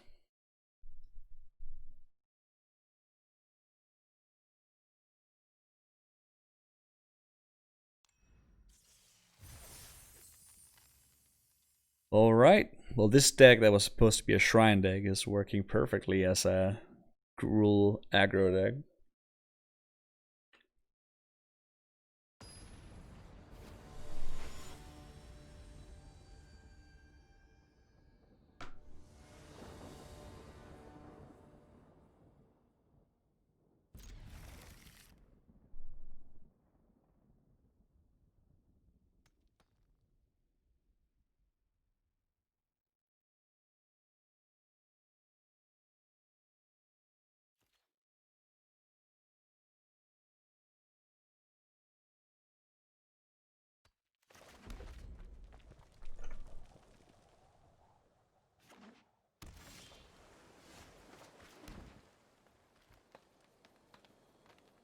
Hmm.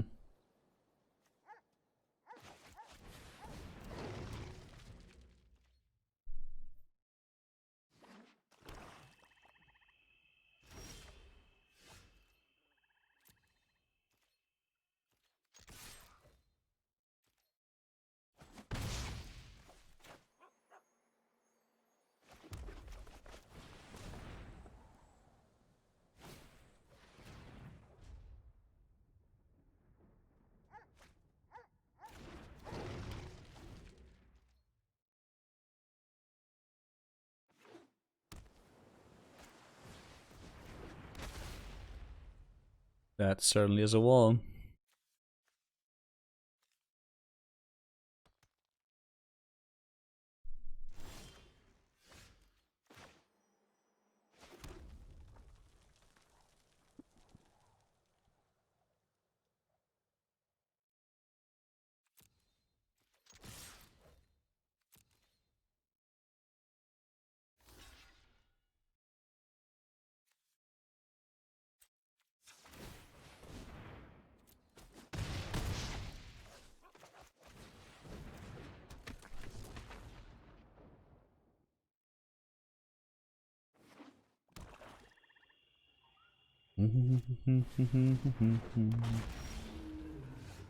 That's a good card to draw.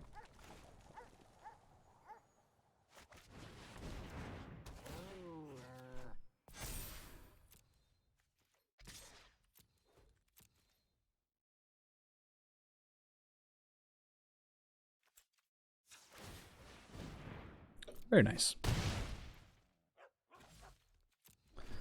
The next turn, he's at 10.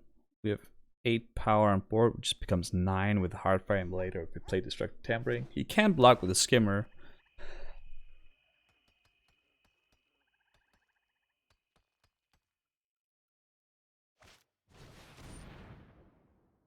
That's an expensive Capture Sphere. We do have a Brontodon in hand. He's under a lot of pressure. Speaking of the devil.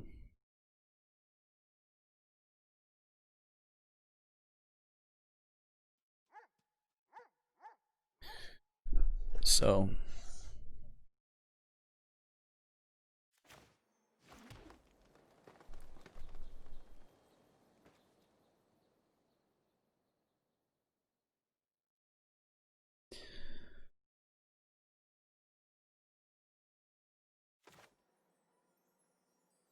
I think that just happens, yeah. Then we'll ping him again, wait another turn. I'm fine with that.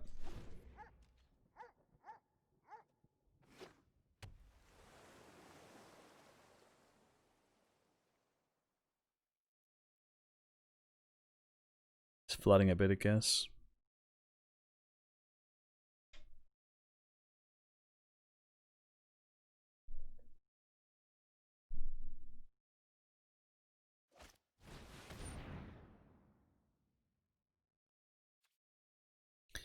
Guess that does help against Destructive Tampering.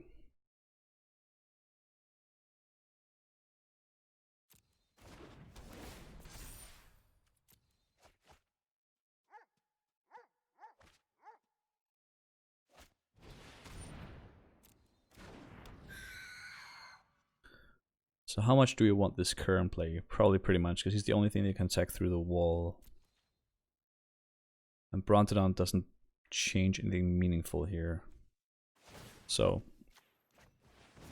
destroy the Capture Sphere. Remember to ping with the Magnet.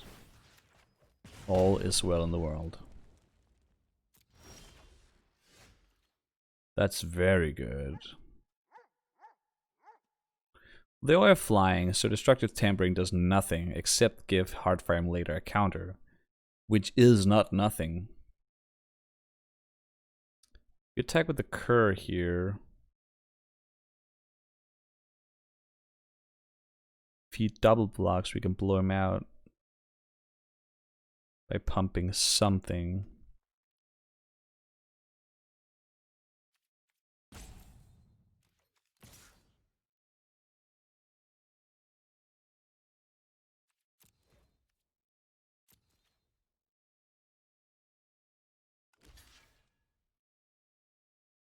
He really should have triple blocked it. I think that's the only way he doesn't super loosen this. No, triple blocking wouldn't help him either. Because then we just kill anything with the high frame later, basically.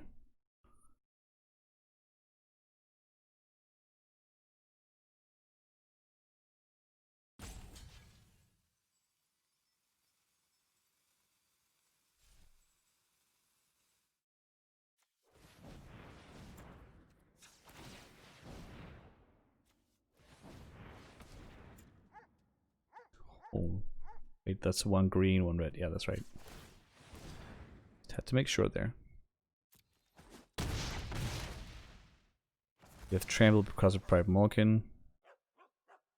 Can ping once more. You can still sacrifice the Heart Family later. Do we just want to do that now?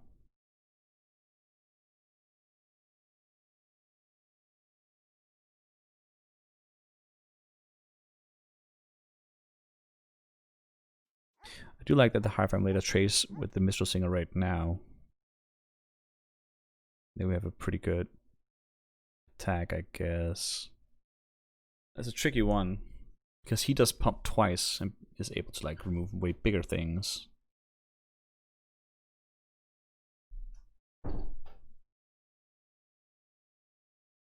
Prowess is scary though. I think it's right to wait here. If he wants to attack with both his flyers and have no blockers, I'm fine with that.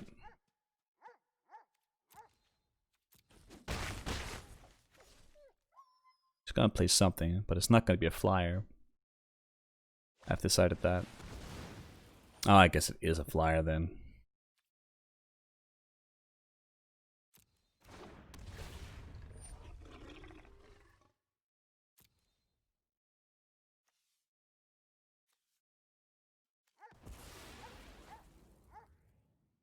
Pretty good one at that. I think we're pretty close to having him though.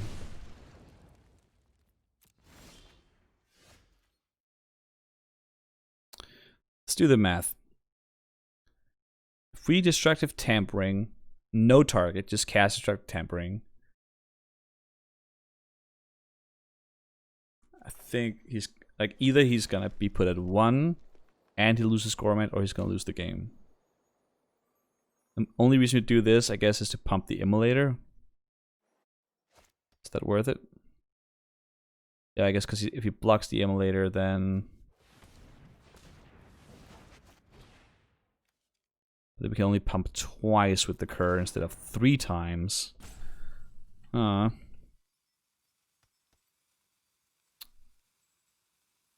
he does have to block the cur here.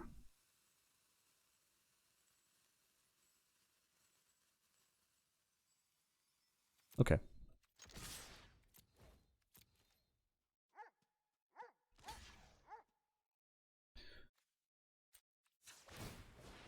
We no longer have Trample, so nothing to get there.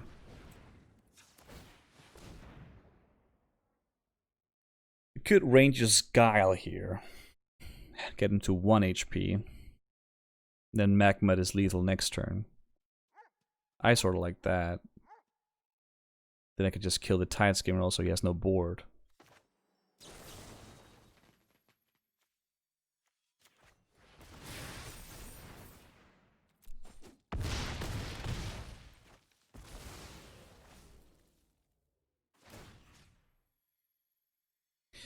The reason I want to do this is because if he has another Gorman, he can't make me sacrifice it.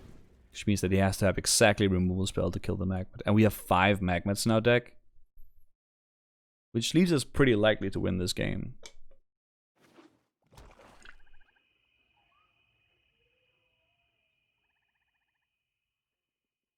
Blue-black is not exactly known for its life linking. We did it! Nice. Very cool.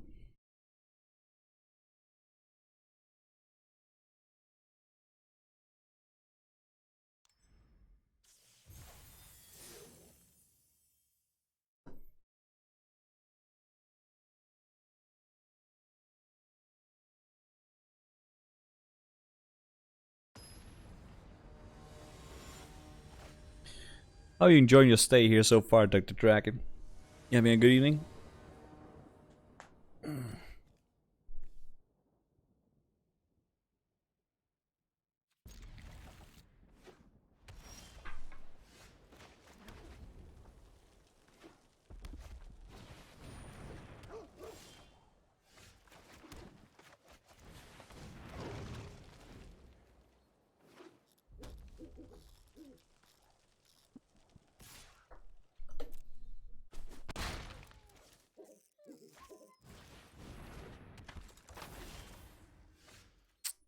Should be tough, huh?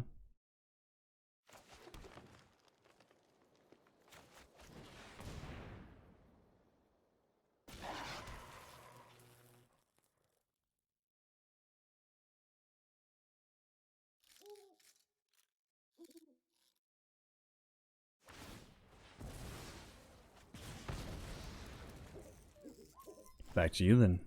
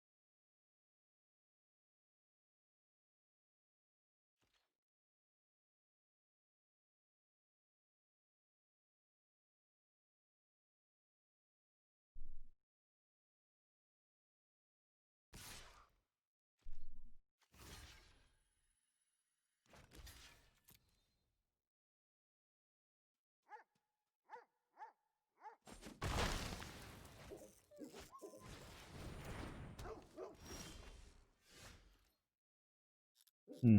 Hmm. Green, green, and nothing but green.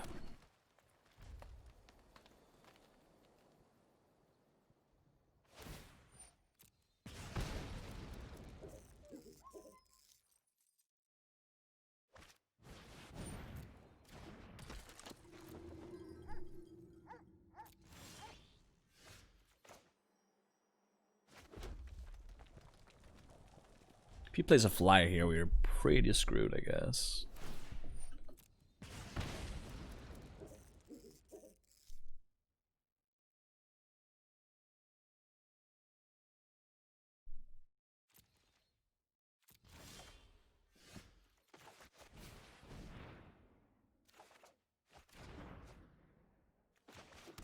That's relatively good.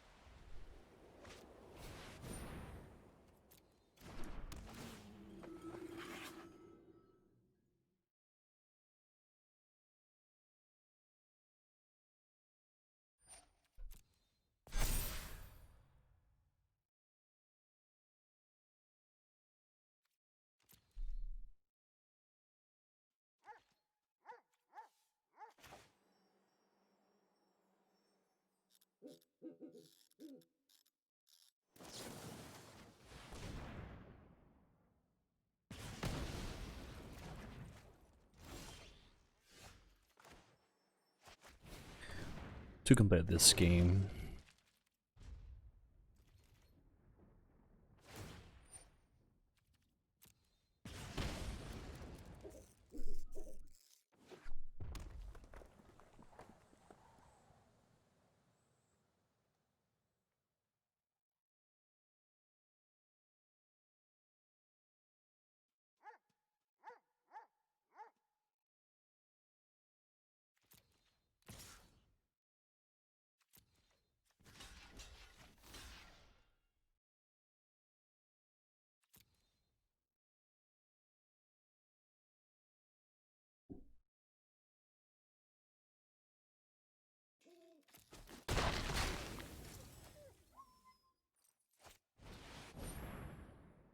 Baneslayer Angel.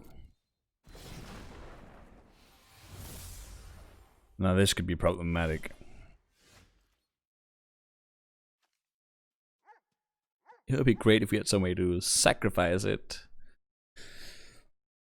But we don't. Holy damn, Baneslayer Angel. That's the kind of thing that just wins games. Unfortunately. Do you have any flyers? We already used our one removal spell.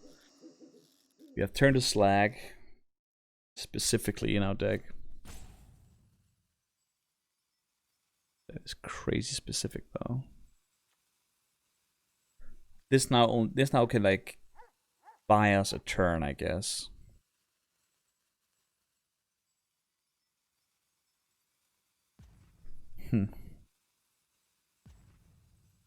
It's a term we might need to find, so.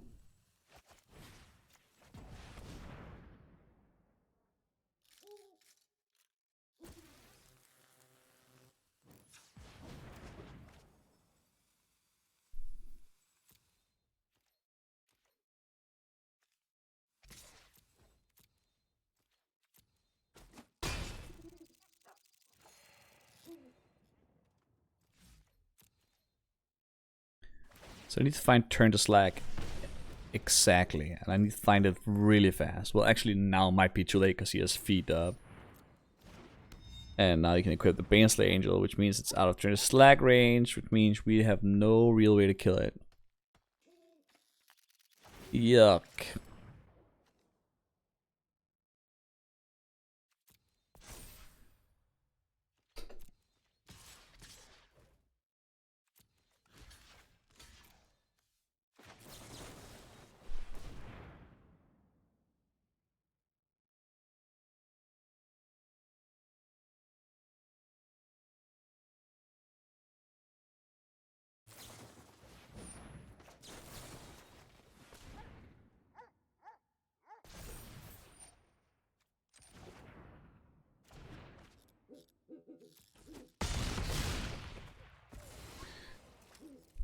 I guess we can destruct tampering away the sword and hope to find a turn to slag.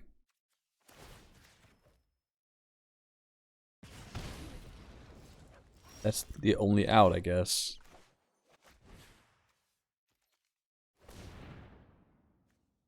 It's a little crazy, but I do think that's our only out.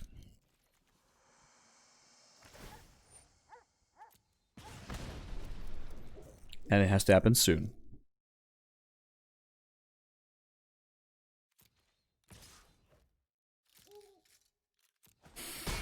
And he has to not have feeder resistance when we get it.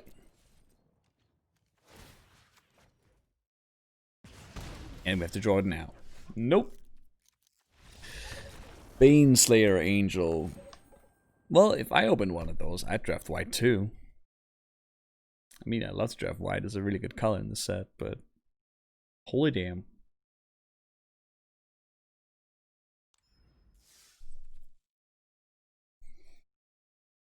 I mean, we didn't mean to draft this Gruul deck, but now that we have it, I do think we can get a few more wins with it.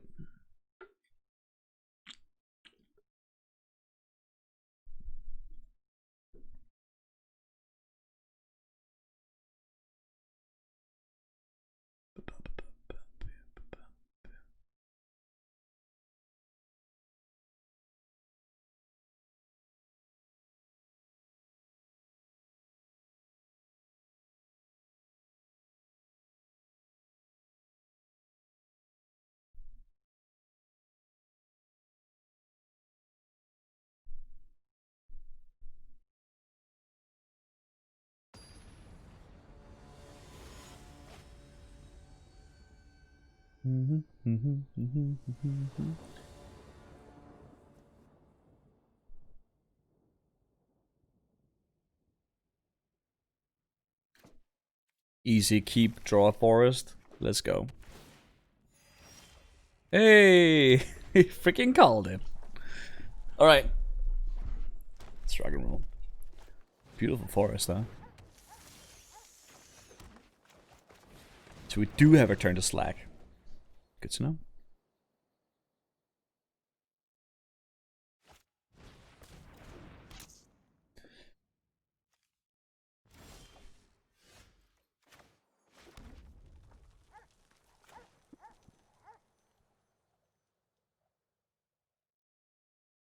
One of the reasons the dart is not very good is because you can predict when it can come and when it cannot come. Which means that I can keep protection up against it.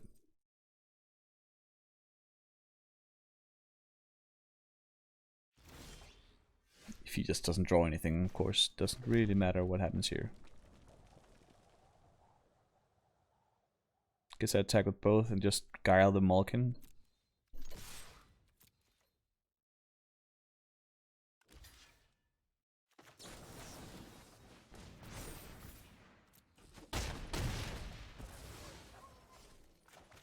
Keep on the pressure.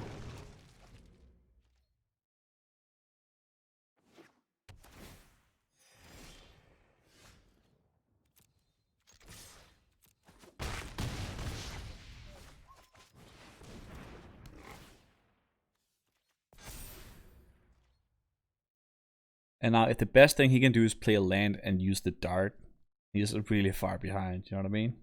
Well, if he does that, he's just dead.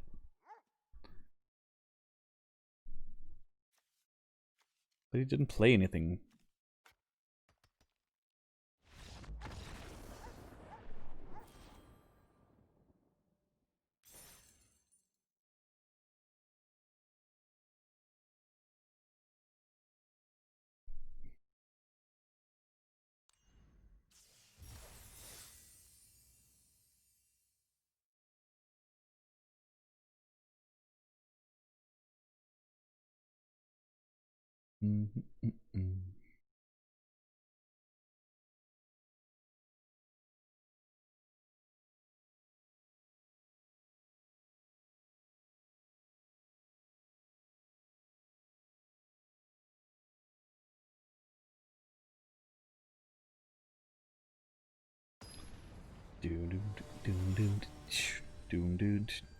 Sarlacc.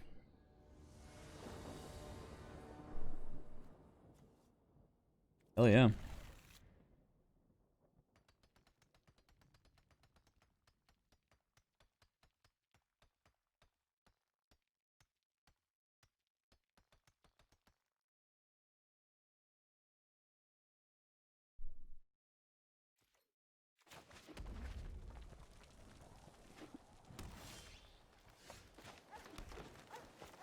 If it's green, I'll play the Emulator first because he has the chance to play the Pteranodon turn 2. And I'd be happy to use a Pride Mulligan on that.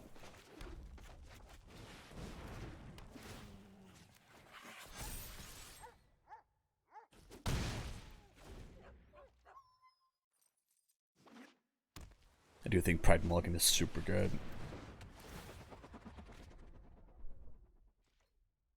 Now we just attack. Play 2 Magmats, I guess.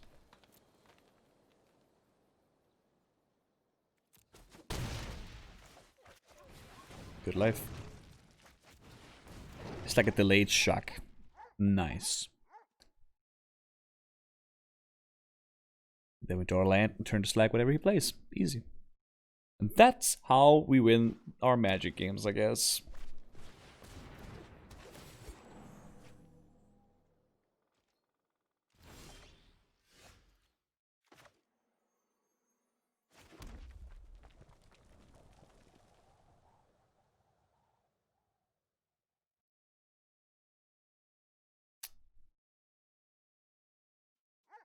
What if we just turn to slag the Arcanist and attack with everything here?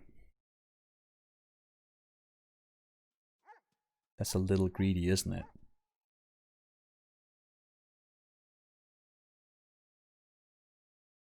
Probably. But who doesn't like greedy? Right? Right? Could attack with everything, and if you make some fancy blocks, you're just gonna block there for sure.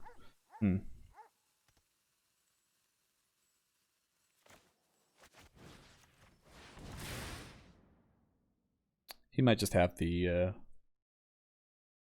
1 mana hexproof thing.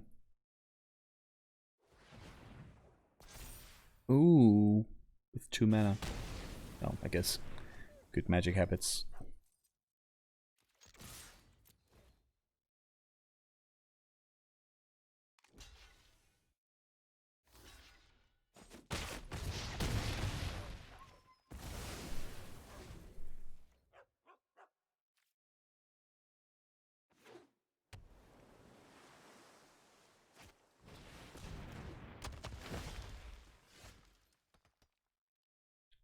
All right. Attack, sure strike.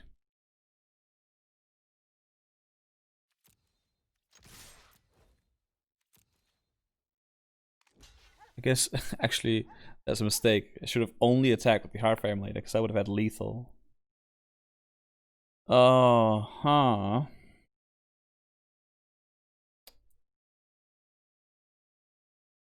That's a shame. Put that on that down to 7 damage. The oak gets to live. Can't really do that. Whoops. They'll get a whoops from me.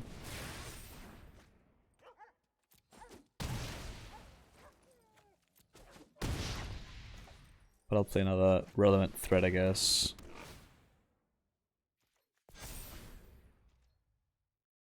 And back to you.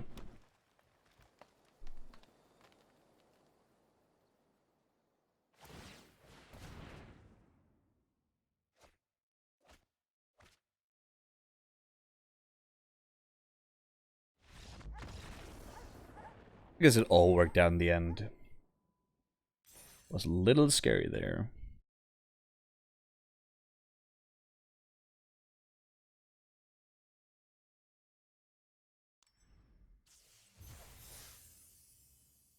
Five two so far. I actually really like that.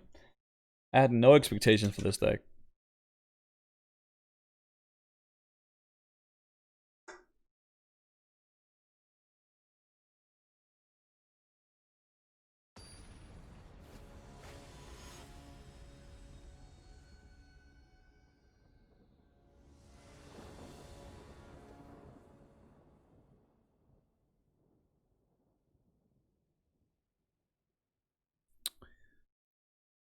As for what monochromatic hands go, this is not a bad one.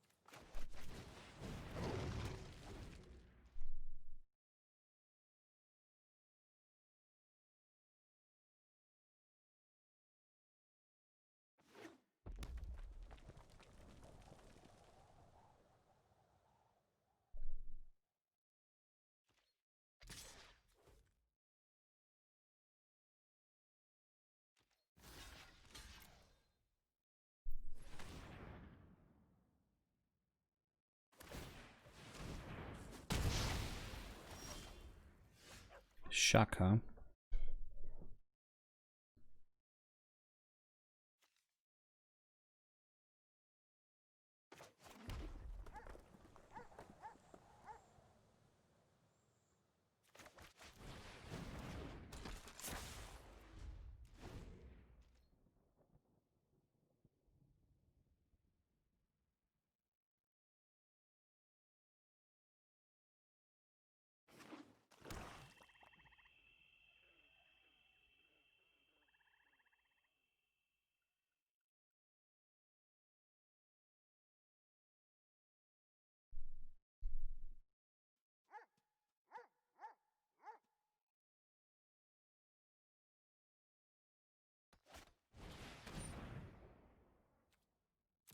All right.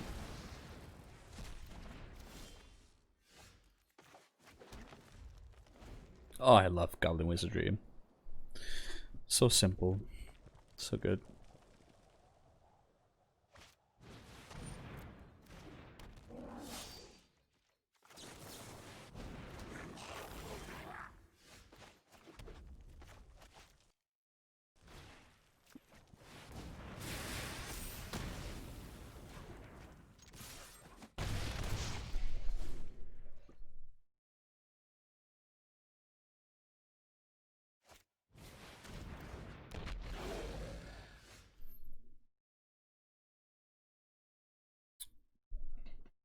How much damage is that? 4, 6, 9.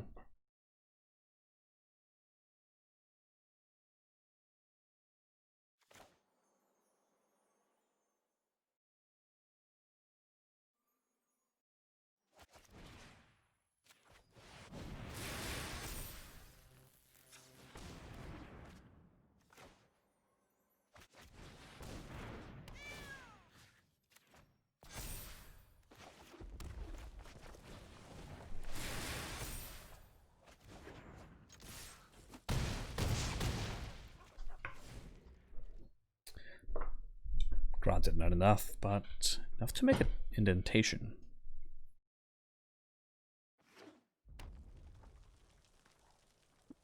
We are playing against Rakdos here, and they're also not known for life linking a lot.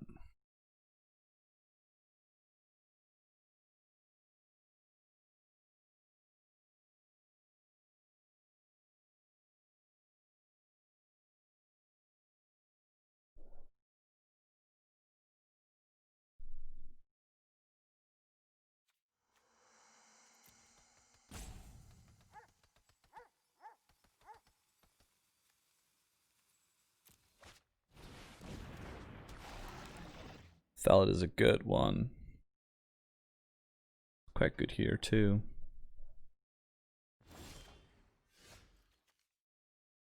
We do have the surprise of destructive tampering in our deck. So if we at any point draw that, we should just straight up win.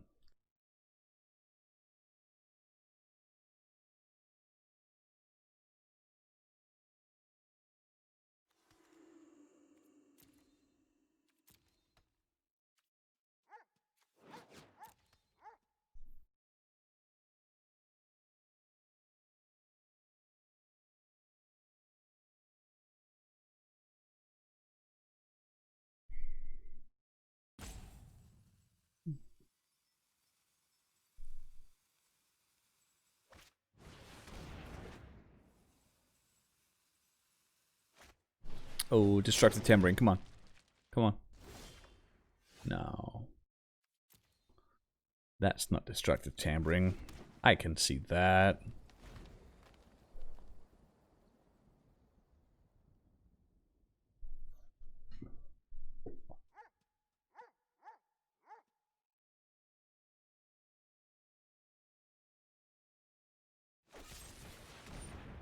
Yeah, you sort of have to do that, I guess. Which makes destructive tampering still lethal.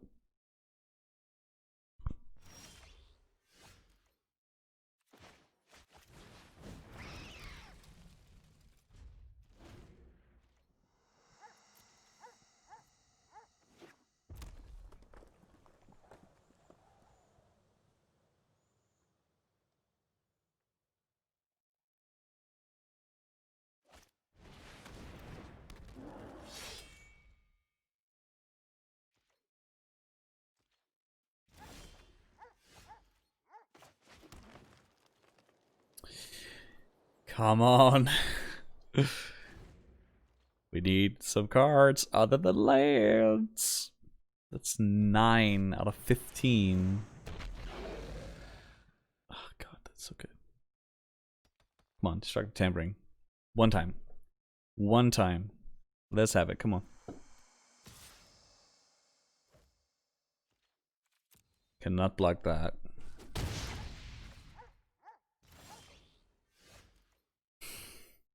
No, that's not it, but it's really good.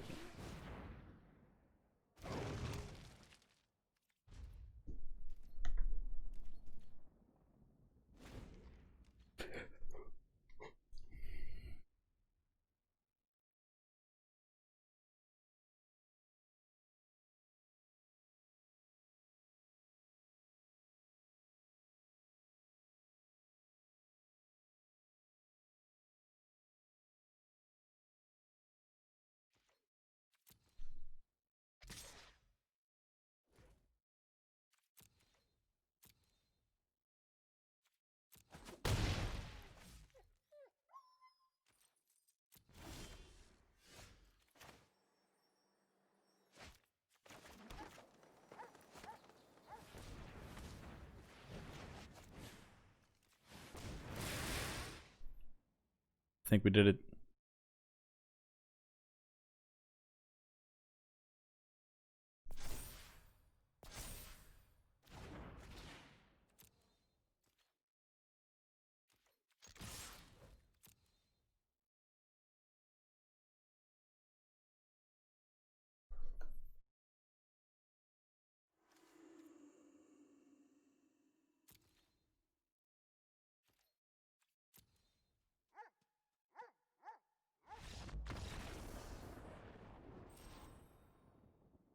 Yay!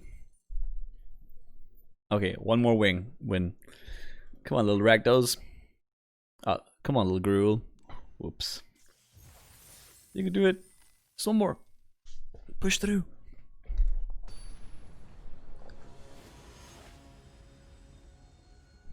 Ye old bard. Indeedy.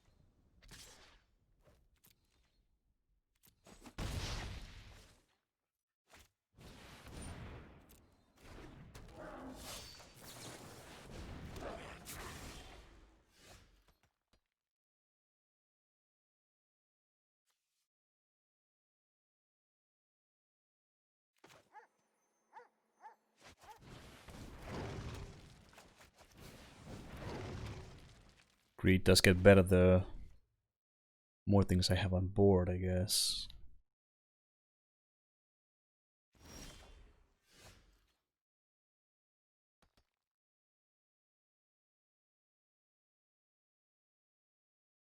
Hmm.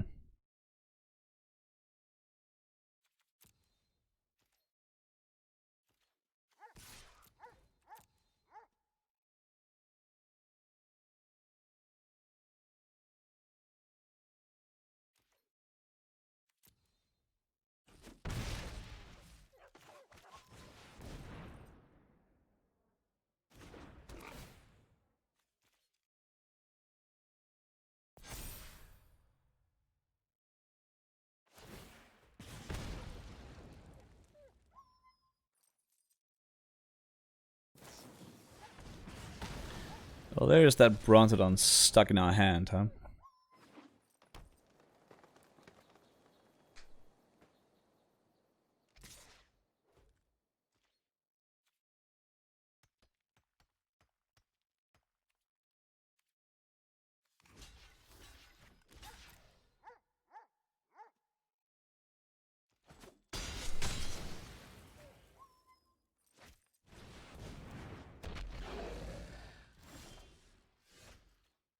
I wish we had a way to sacrifice things. There's a lot of Hopple Fiends.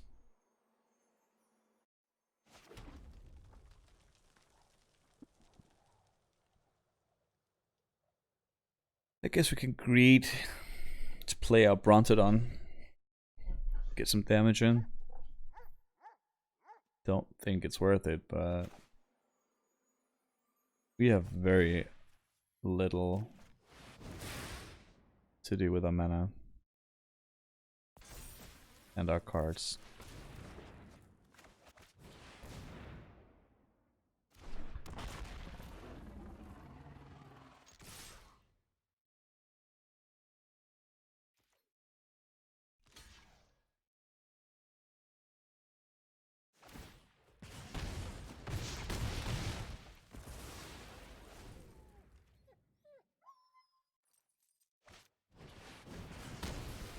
Nice.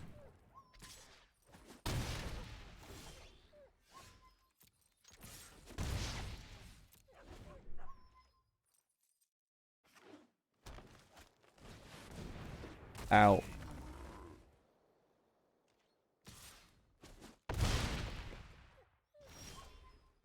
Land, no! Alright. Gruul aggro 6-3.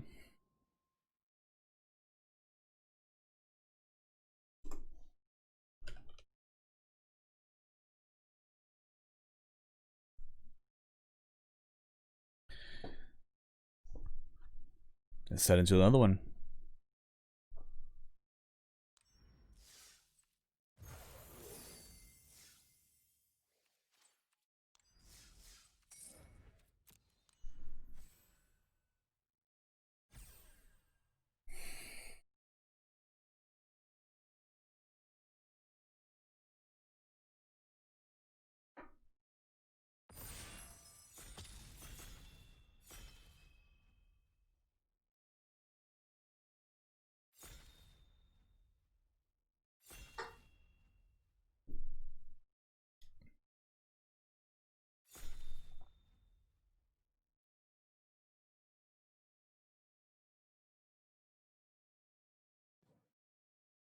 Bum bum bum bum bum bum bada bum bum bum bum bum bum bum bum.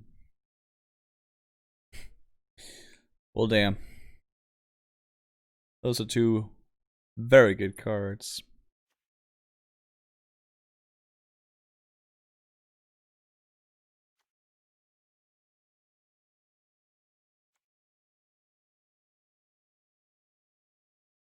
What are we just better? Hellblade is insane.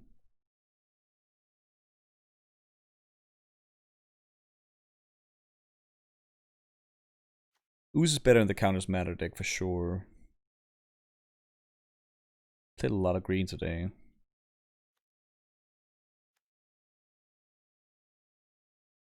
Past this ooze, we're not green.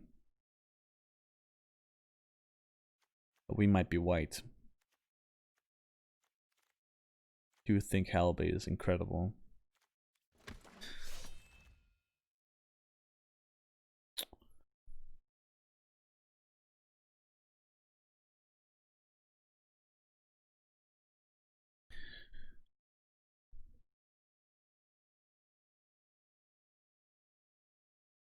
I do think the blue-white Flyers deck is super good, so maybe I'll take the Singer here. Try to make that work. Singer, 2, or Swooper. I think because Singer, we also have the option to go Iset. I like that a lot. A lot of good removal here, but I don't really want to be black.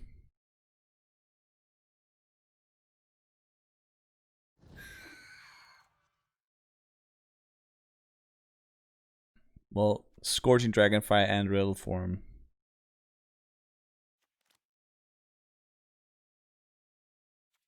How is the Scorching Dragonfire still here? I don't get it.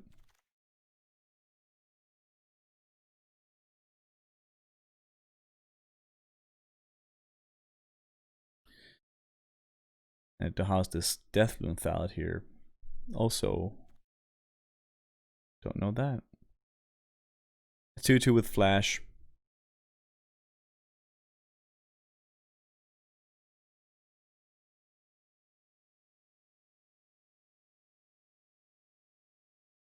This is a Grave Hate card. Sort of. Chargers, more aggressive though.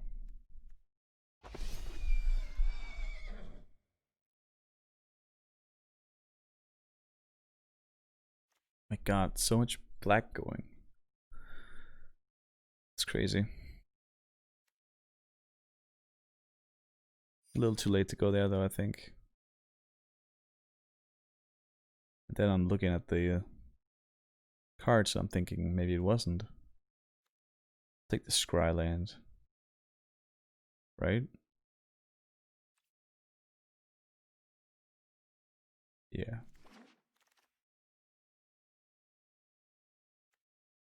Opt is fantastic.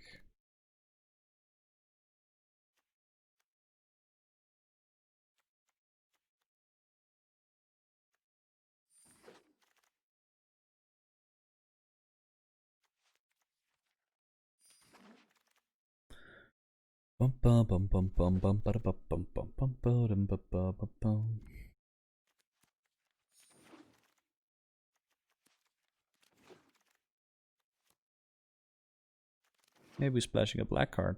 Who knows?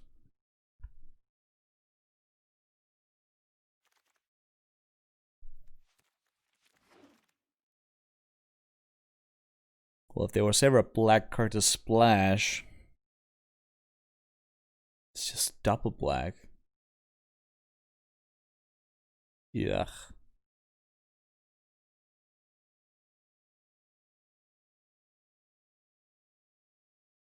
So many good black cards.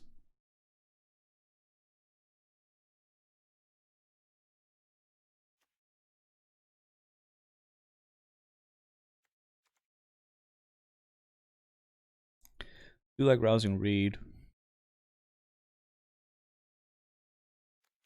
Skimmer also works with that deck, I guess.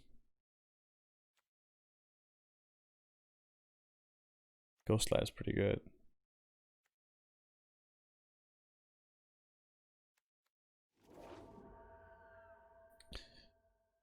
Guess I want to stick on theme here. So many really good black cards. Maybe should have taken the Demonic Base, but honestly, I should have taken the first eliminate, then should have taken the second eliminate, and then I would also have had a Deathbloom Thallid. Now I had the Demonic Embrace. Would have been way better than the white.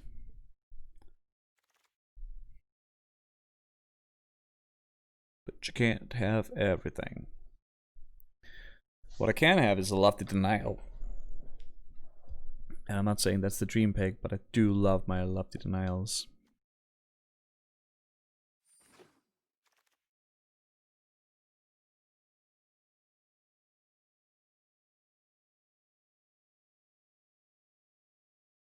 You have to start picking Frantic Inventories at some point.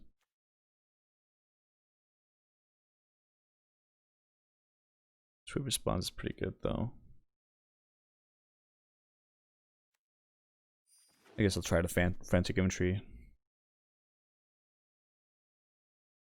Rewind. Also good. Frost breath is really good when it's offensive.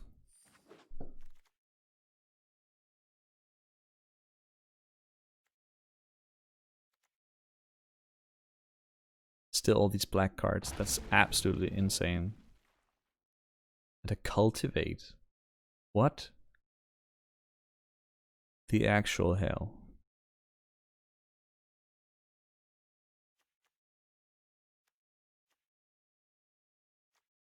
What the hell is this doing here?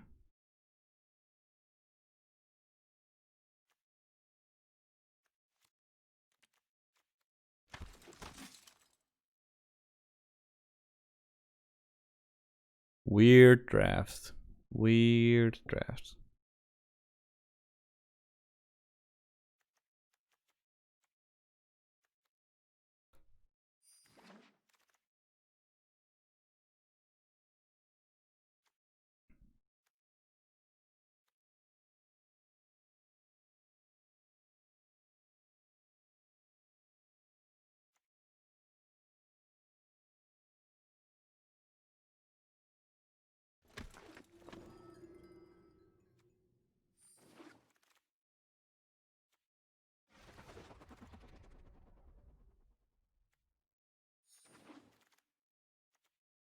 I'm happy to pick all these up. Those are all really good cards. I think it means we're in the right colors.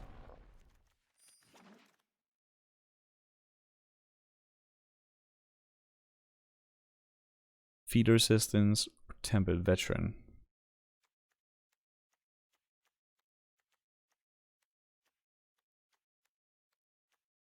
I think it's feet. We're not slow enough where. Oh, look at that dog.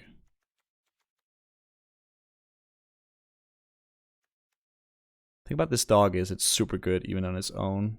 So I'm gonna take it. I'm just gonna up prioritize other dogs a little bit, I guess. A little bit though. Pack leader is absolutely phenomenal.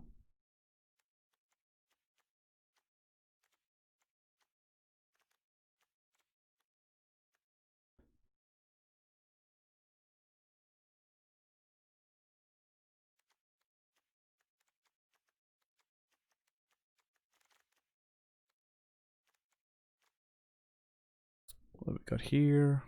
Another frost breath. They do become worse in multitudes.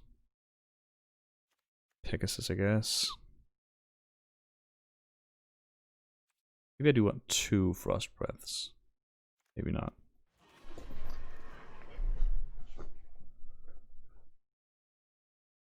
Now the lofty denial.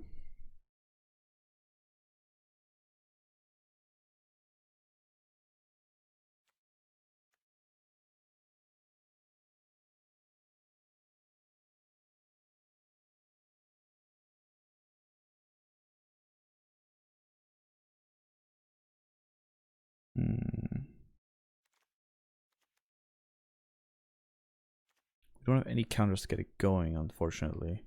Thing. Do you think another lofty denial will make it into my deck, actually? Well, it could have been that one. Guess I'll take the finishing blow then.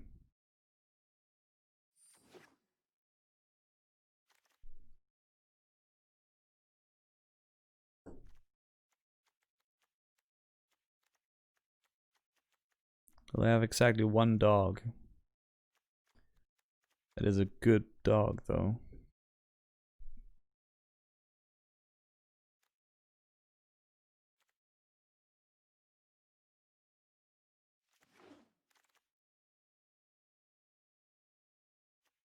Oh no! Now I want the white shrine back.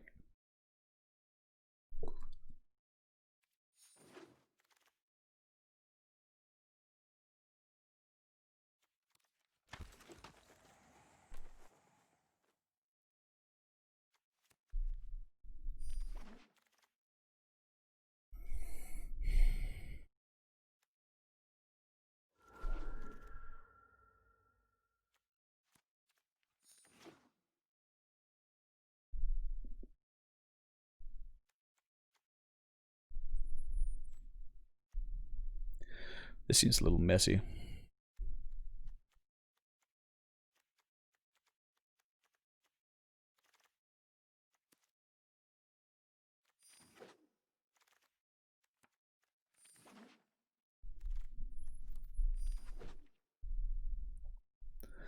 Well, somebody at this table is left with a very good black deck.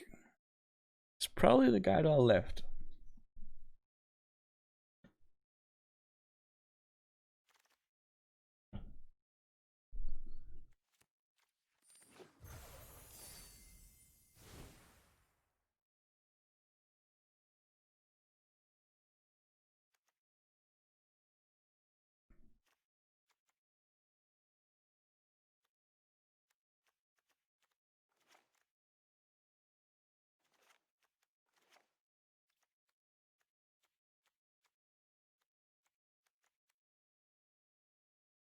Two dubs.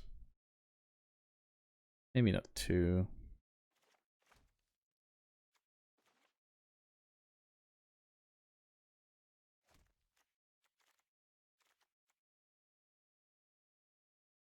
We're winning in the air.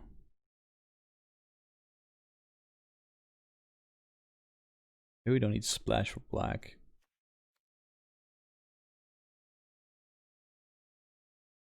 The Skryland is a black land though.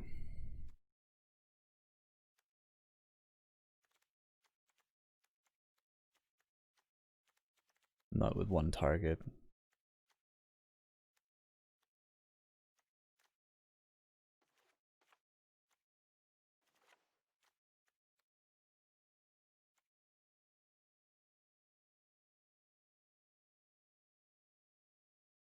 I'm playing all these lanes.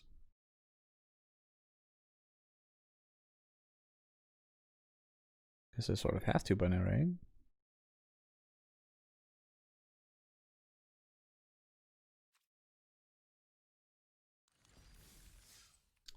Let's give it a shot. This is less good than I wanted it to be. But who knows?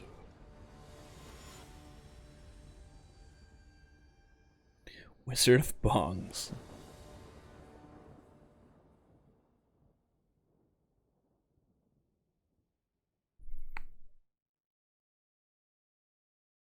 Don't really like that hand at all.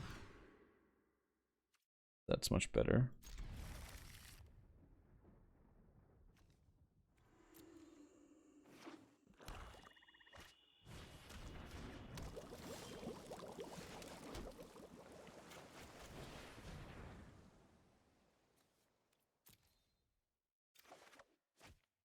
I don't like this at all.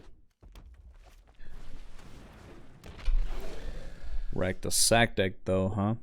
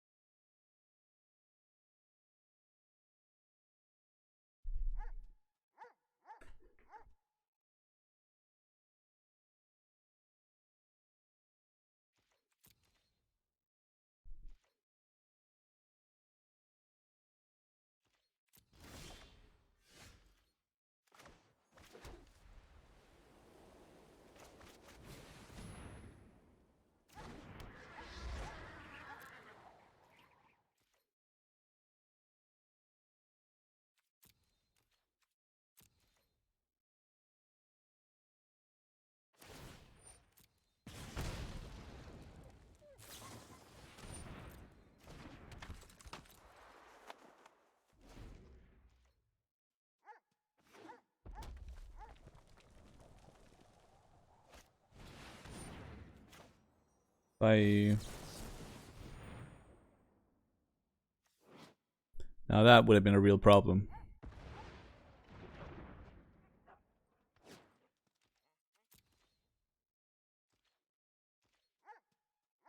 Very happy we don't have to deal with that now.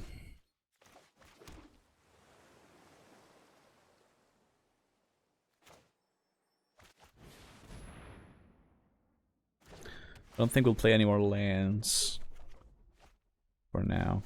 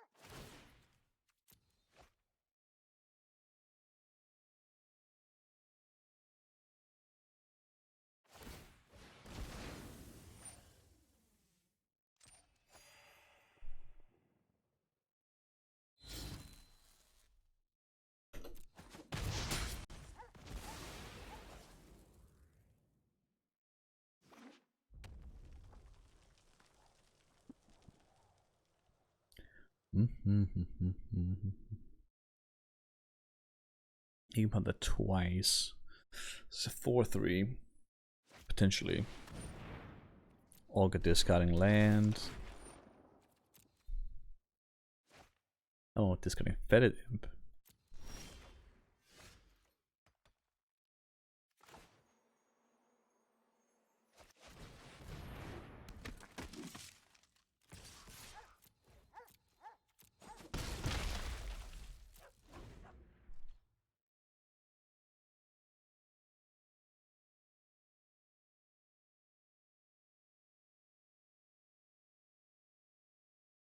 Frost Breath is really good when used offensively.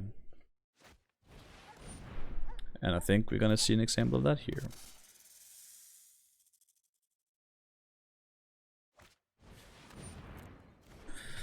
Oh, he just keeps drawing action, doesn't he?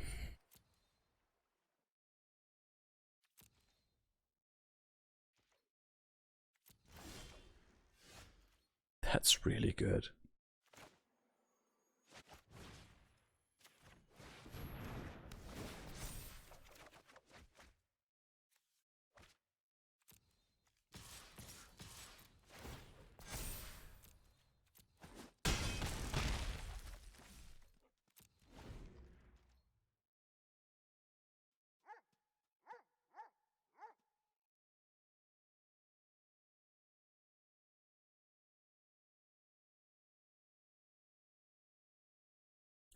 I'm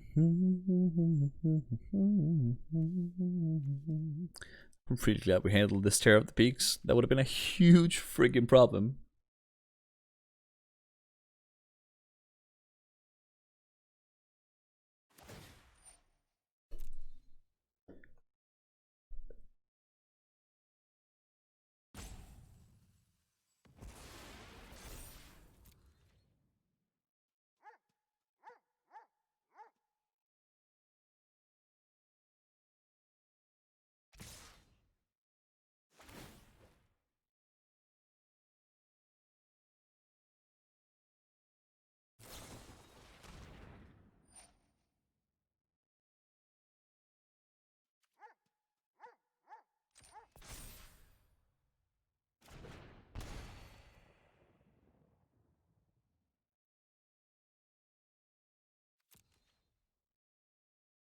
7, 8. What am I missing here?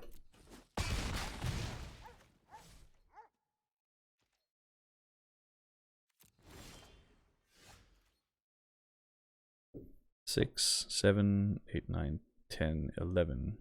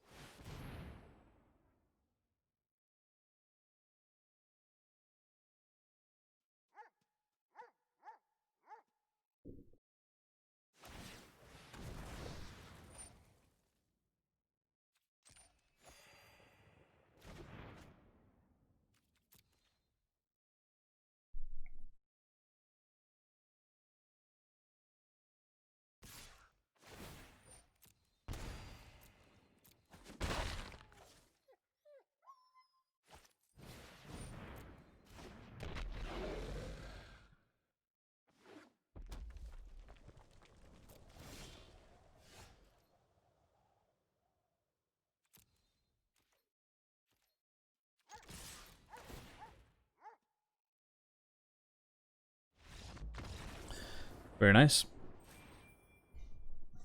Took a little bit of thinking there. But yeah. So one key moment in that particular game was obviously the demise of his Terror of Peaks. 2-mana counterspells are really good. Especially when they take mythic rares. Drawing Dead.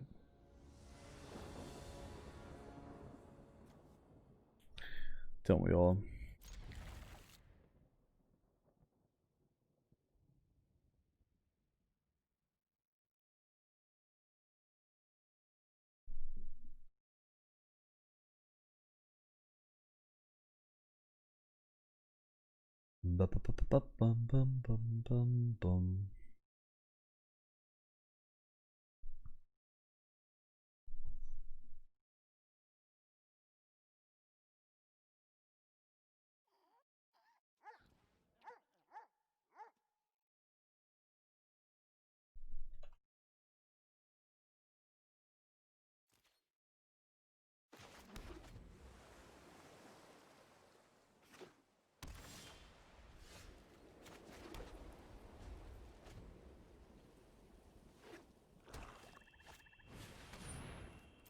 Oh damn.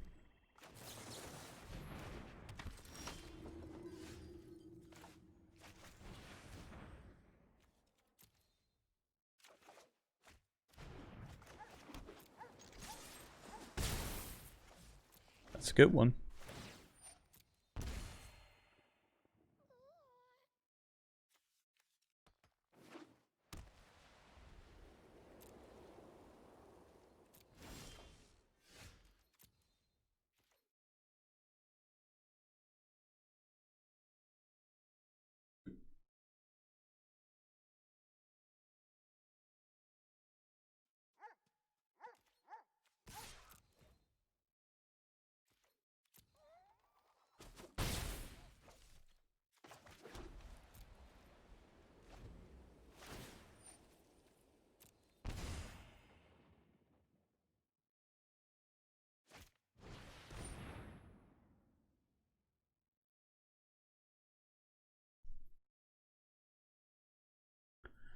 Interesting.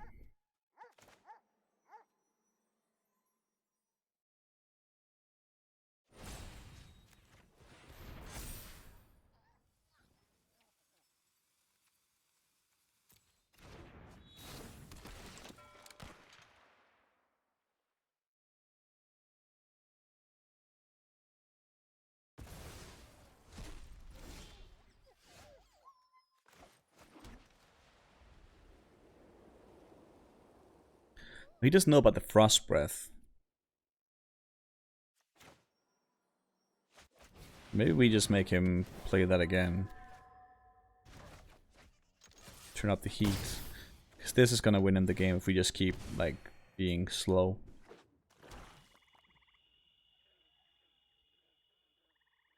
And as long as you know we have this in the hand, then, well, now you might take Frost Breath, because Captive Sphere becomes worse in our hand. Maybe not. That feeder resistance in his hand. But I prefer the Lofty Denial there. Maybe I can draw one.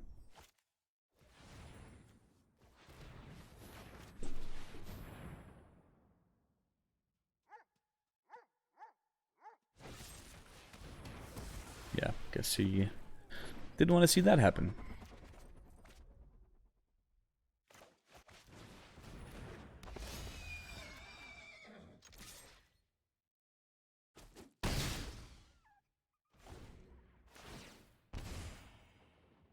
He may just have another freebooter. Oh no. Skilled Archer takes horse. That's very good. There's the Lofty Denial.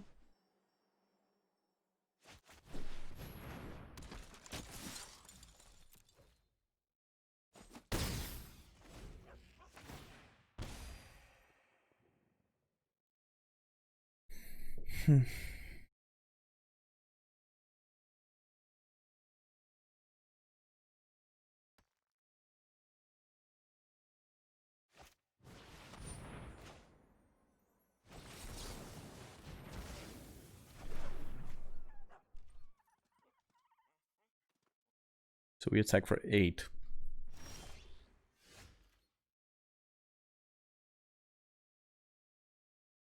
Or we trade a Skyscanner for a card.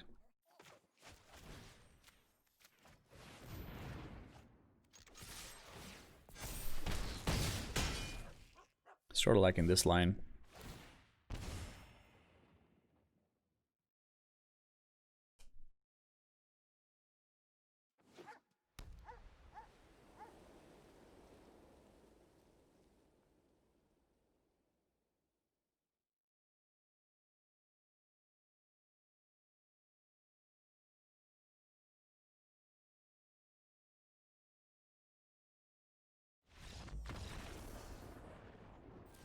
Alright then. Skyscanner gets us there. Tier 1.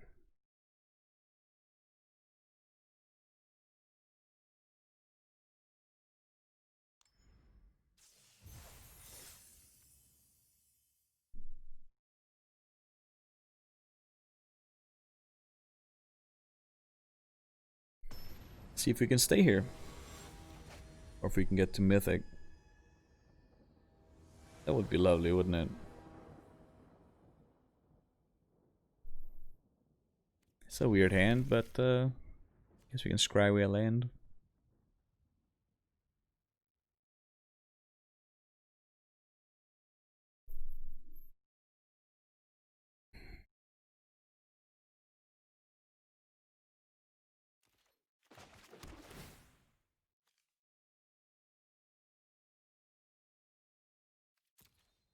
Guess we do want that.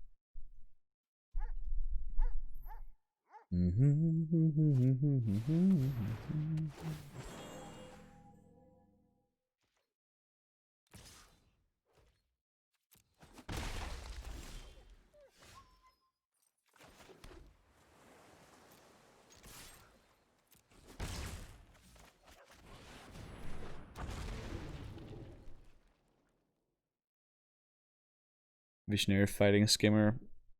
Please don't. Don't do it. Let my flyers live. Hashtag let my flyers live, please. I'm asking nicely. That usually works.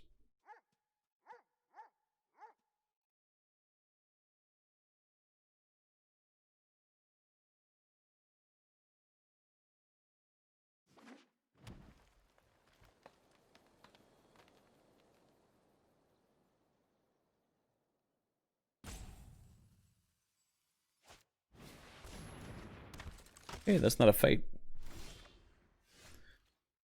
Okay, options. Dump the scanner. You could have Titanic Growth.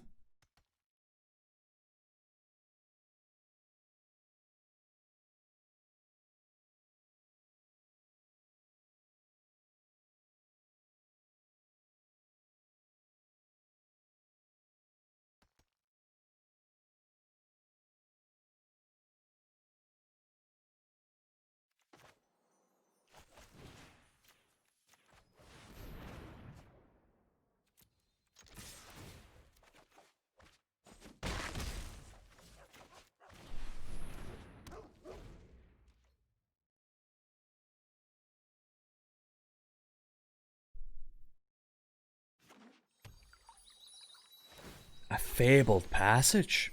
That's very good. Double white.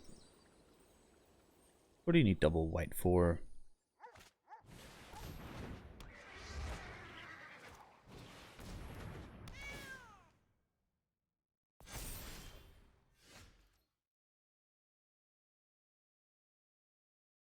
Well,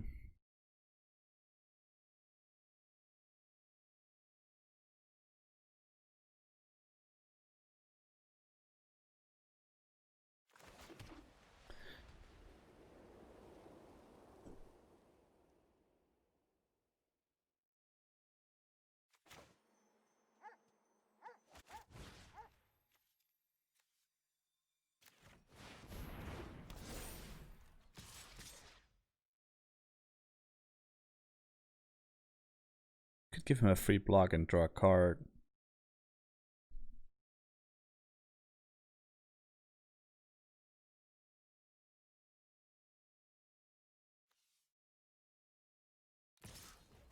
I think I will. Ooh, good decision. Except can't cast that right now.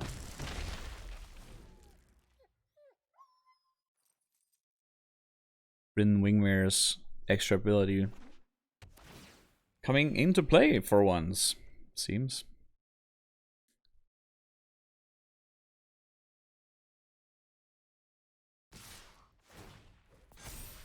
Okay.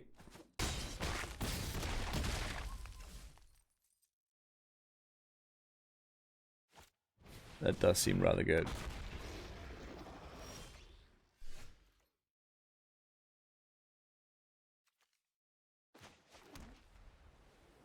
One, two, three, four.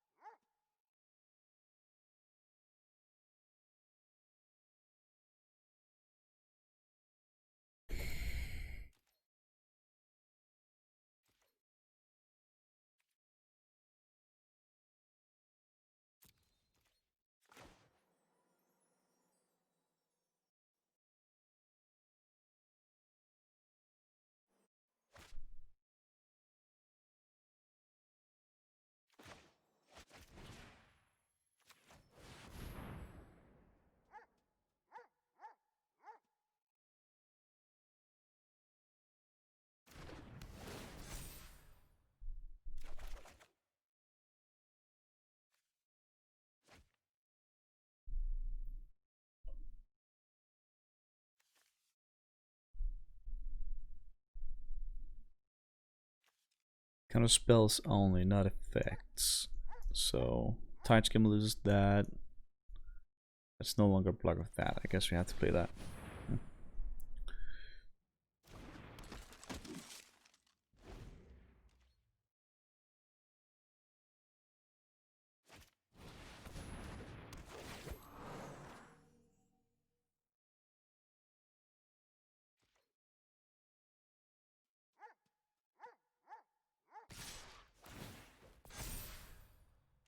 Okay, here we go.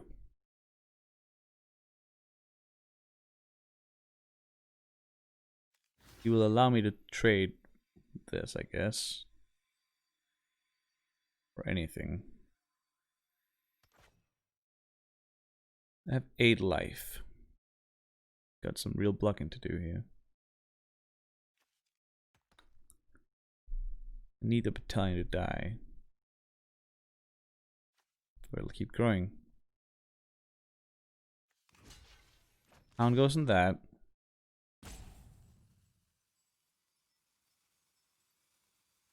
Do 3, 4, 5, 6, 7, 8. Oh, he's got me by the balls here.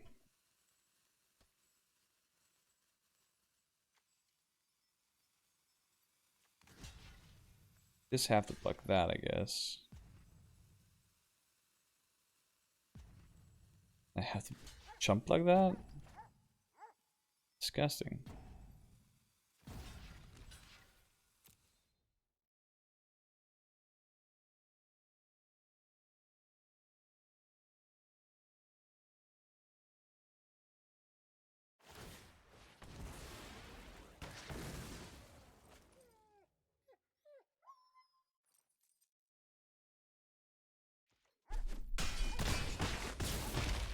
Oh, Pride Malkin! No! Forgot about that. Whew.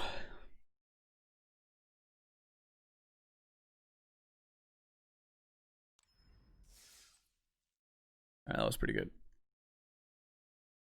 Slow start from us too.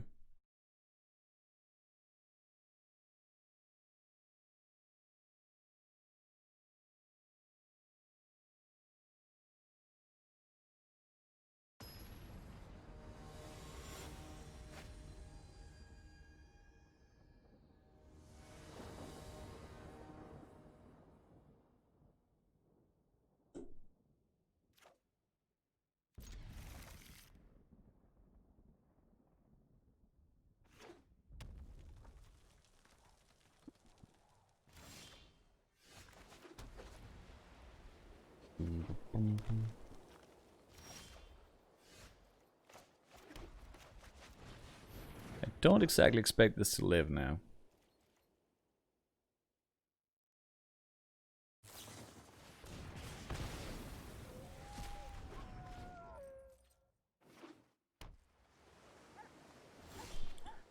Okay, you've got some mana going on.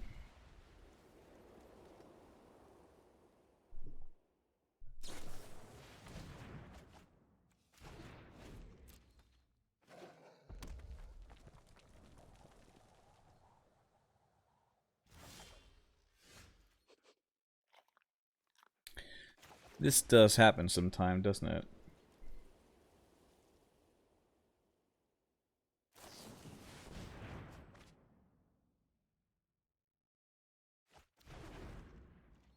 I am not mono white.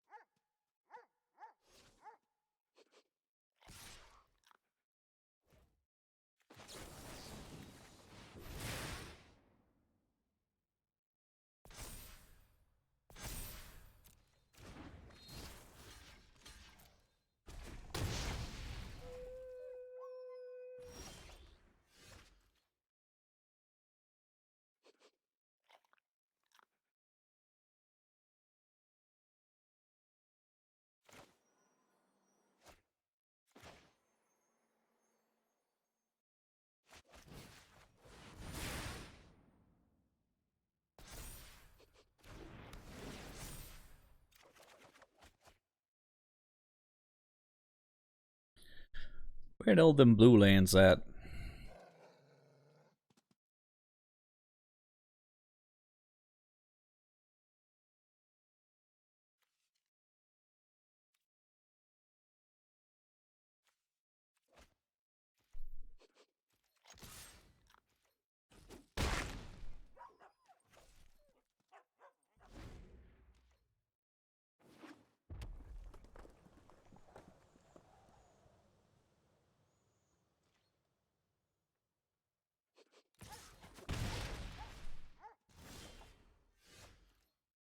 Okay.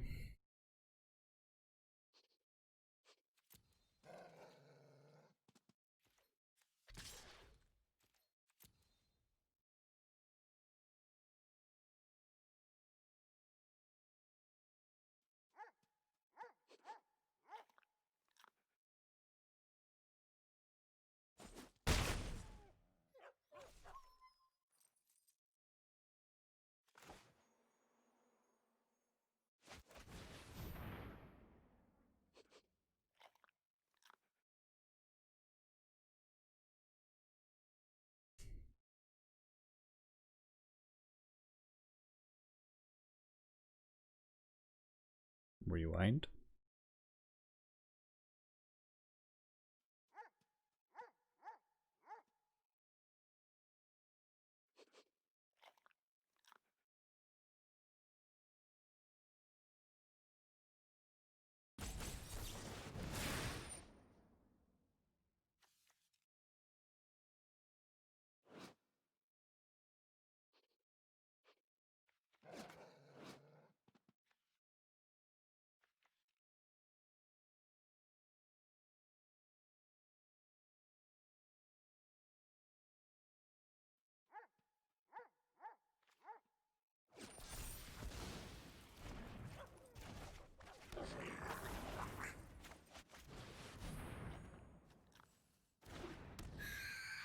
Epiphany's pretty good.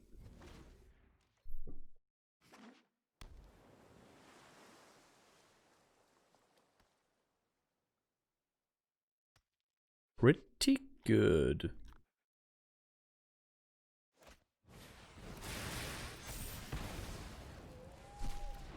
So was that until it died. Oh, wombo combo.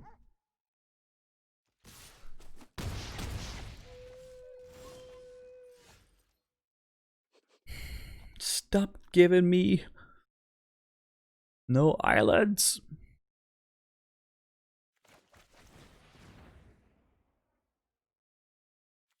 Of course there's an island there.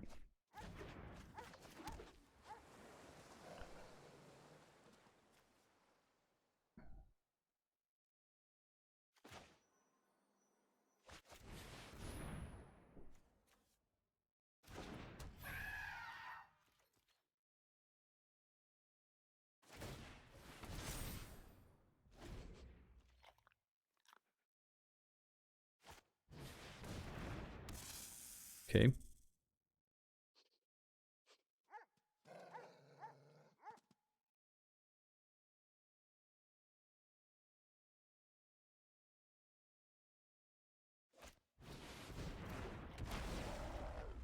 Okay. Nothing to pump the goblins with. That's something. Okay, great. Now we can start doing things.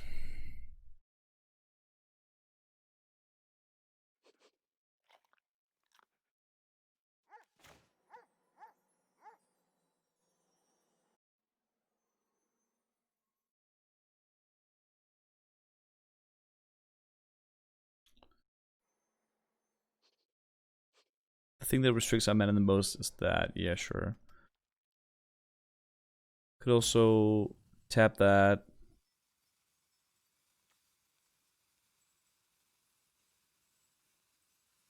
Gain life equal to the mana cost, cast that again. Why would hell would I do that? I can return my going roast slide at some point, I guess.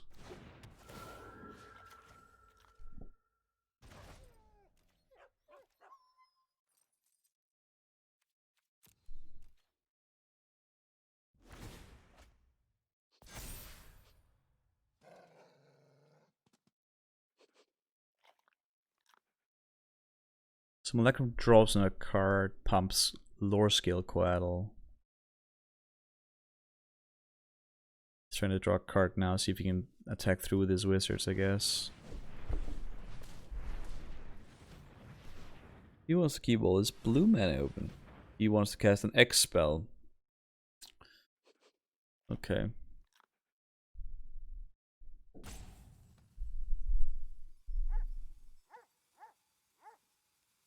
Hydra?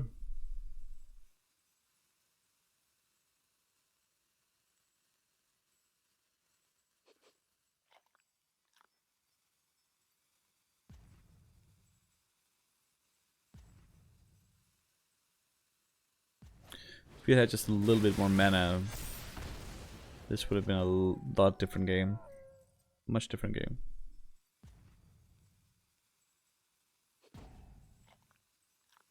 He must have lethal here. Fight? Yeah. Incredible. Alright. Good beats. Paperclip maximizer. Alright.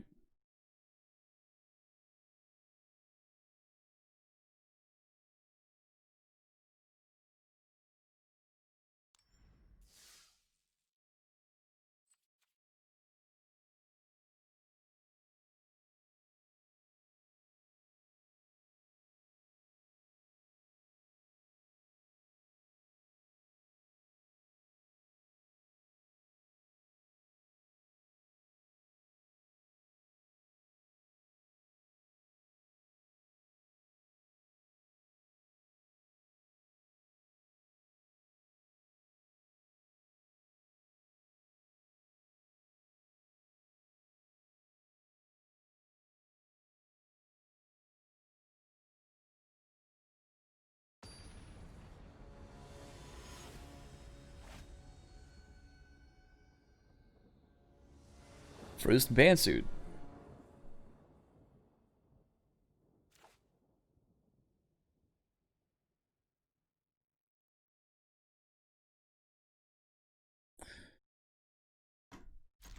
Guess I'm fine keeping that. No, I guess I mean fine keeping the opt actually.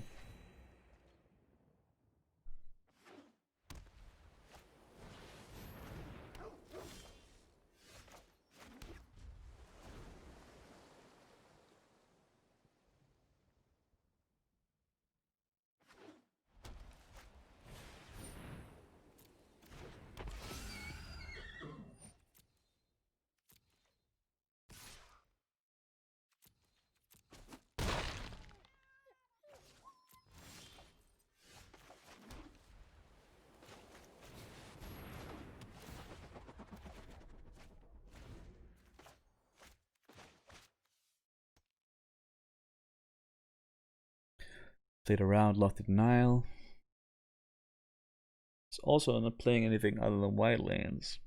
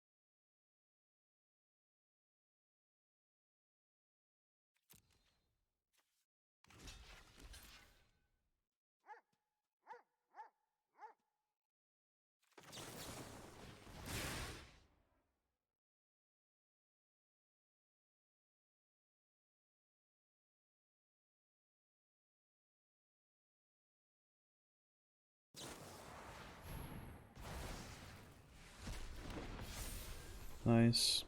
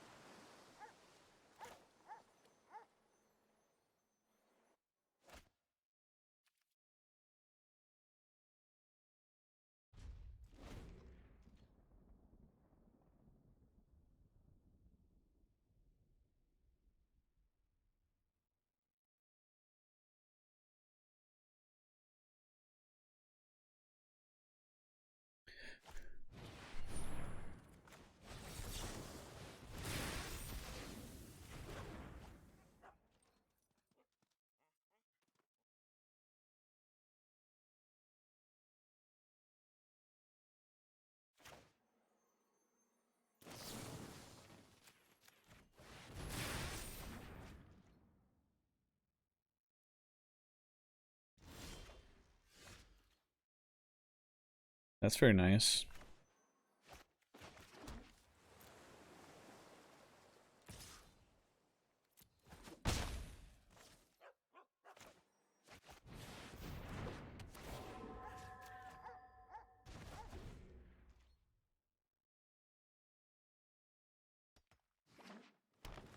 Oh, should have kept the mana up. The Pegasus fights the Ghostlight. No. Don't do it, Frozen Pantsuit. Don't do it. Okay.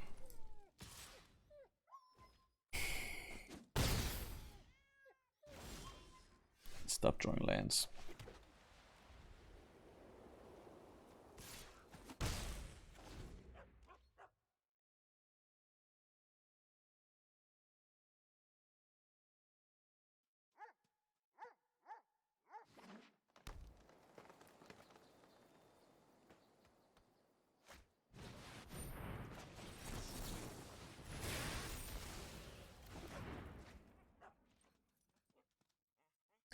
I don't want this many lands. Guess not, I don't care.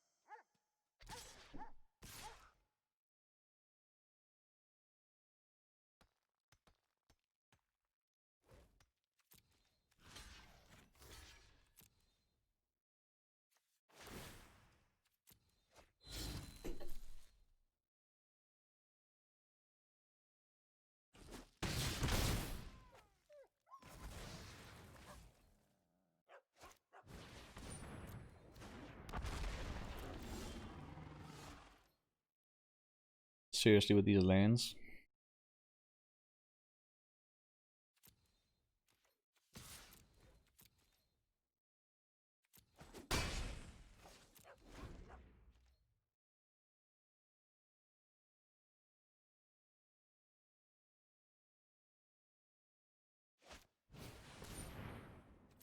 Of course you do.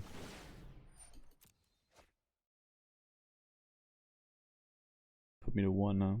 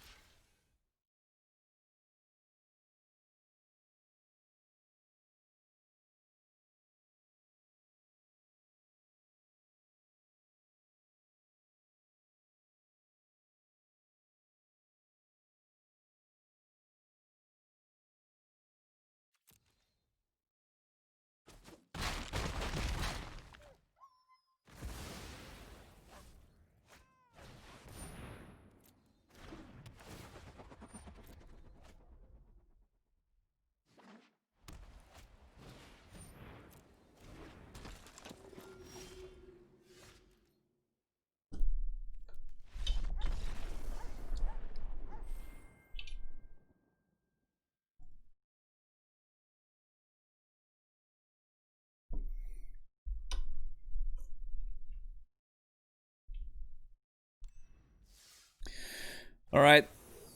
That's it for drafts today, guys. Thank you to everybody who tuned in as usual. I'll be back again tomorrow. Same time. Same format, I guess. And yeah, we'll get that elusive freaking mythic rank, huh? We were one win. We were one win from mythic a couple of days ago. Now we just one good run with the deck. But again, thank you everybody for tuning in. I hope you all take care of yourselves. Have a nice evening, and I'll see you tomorrow. Bye.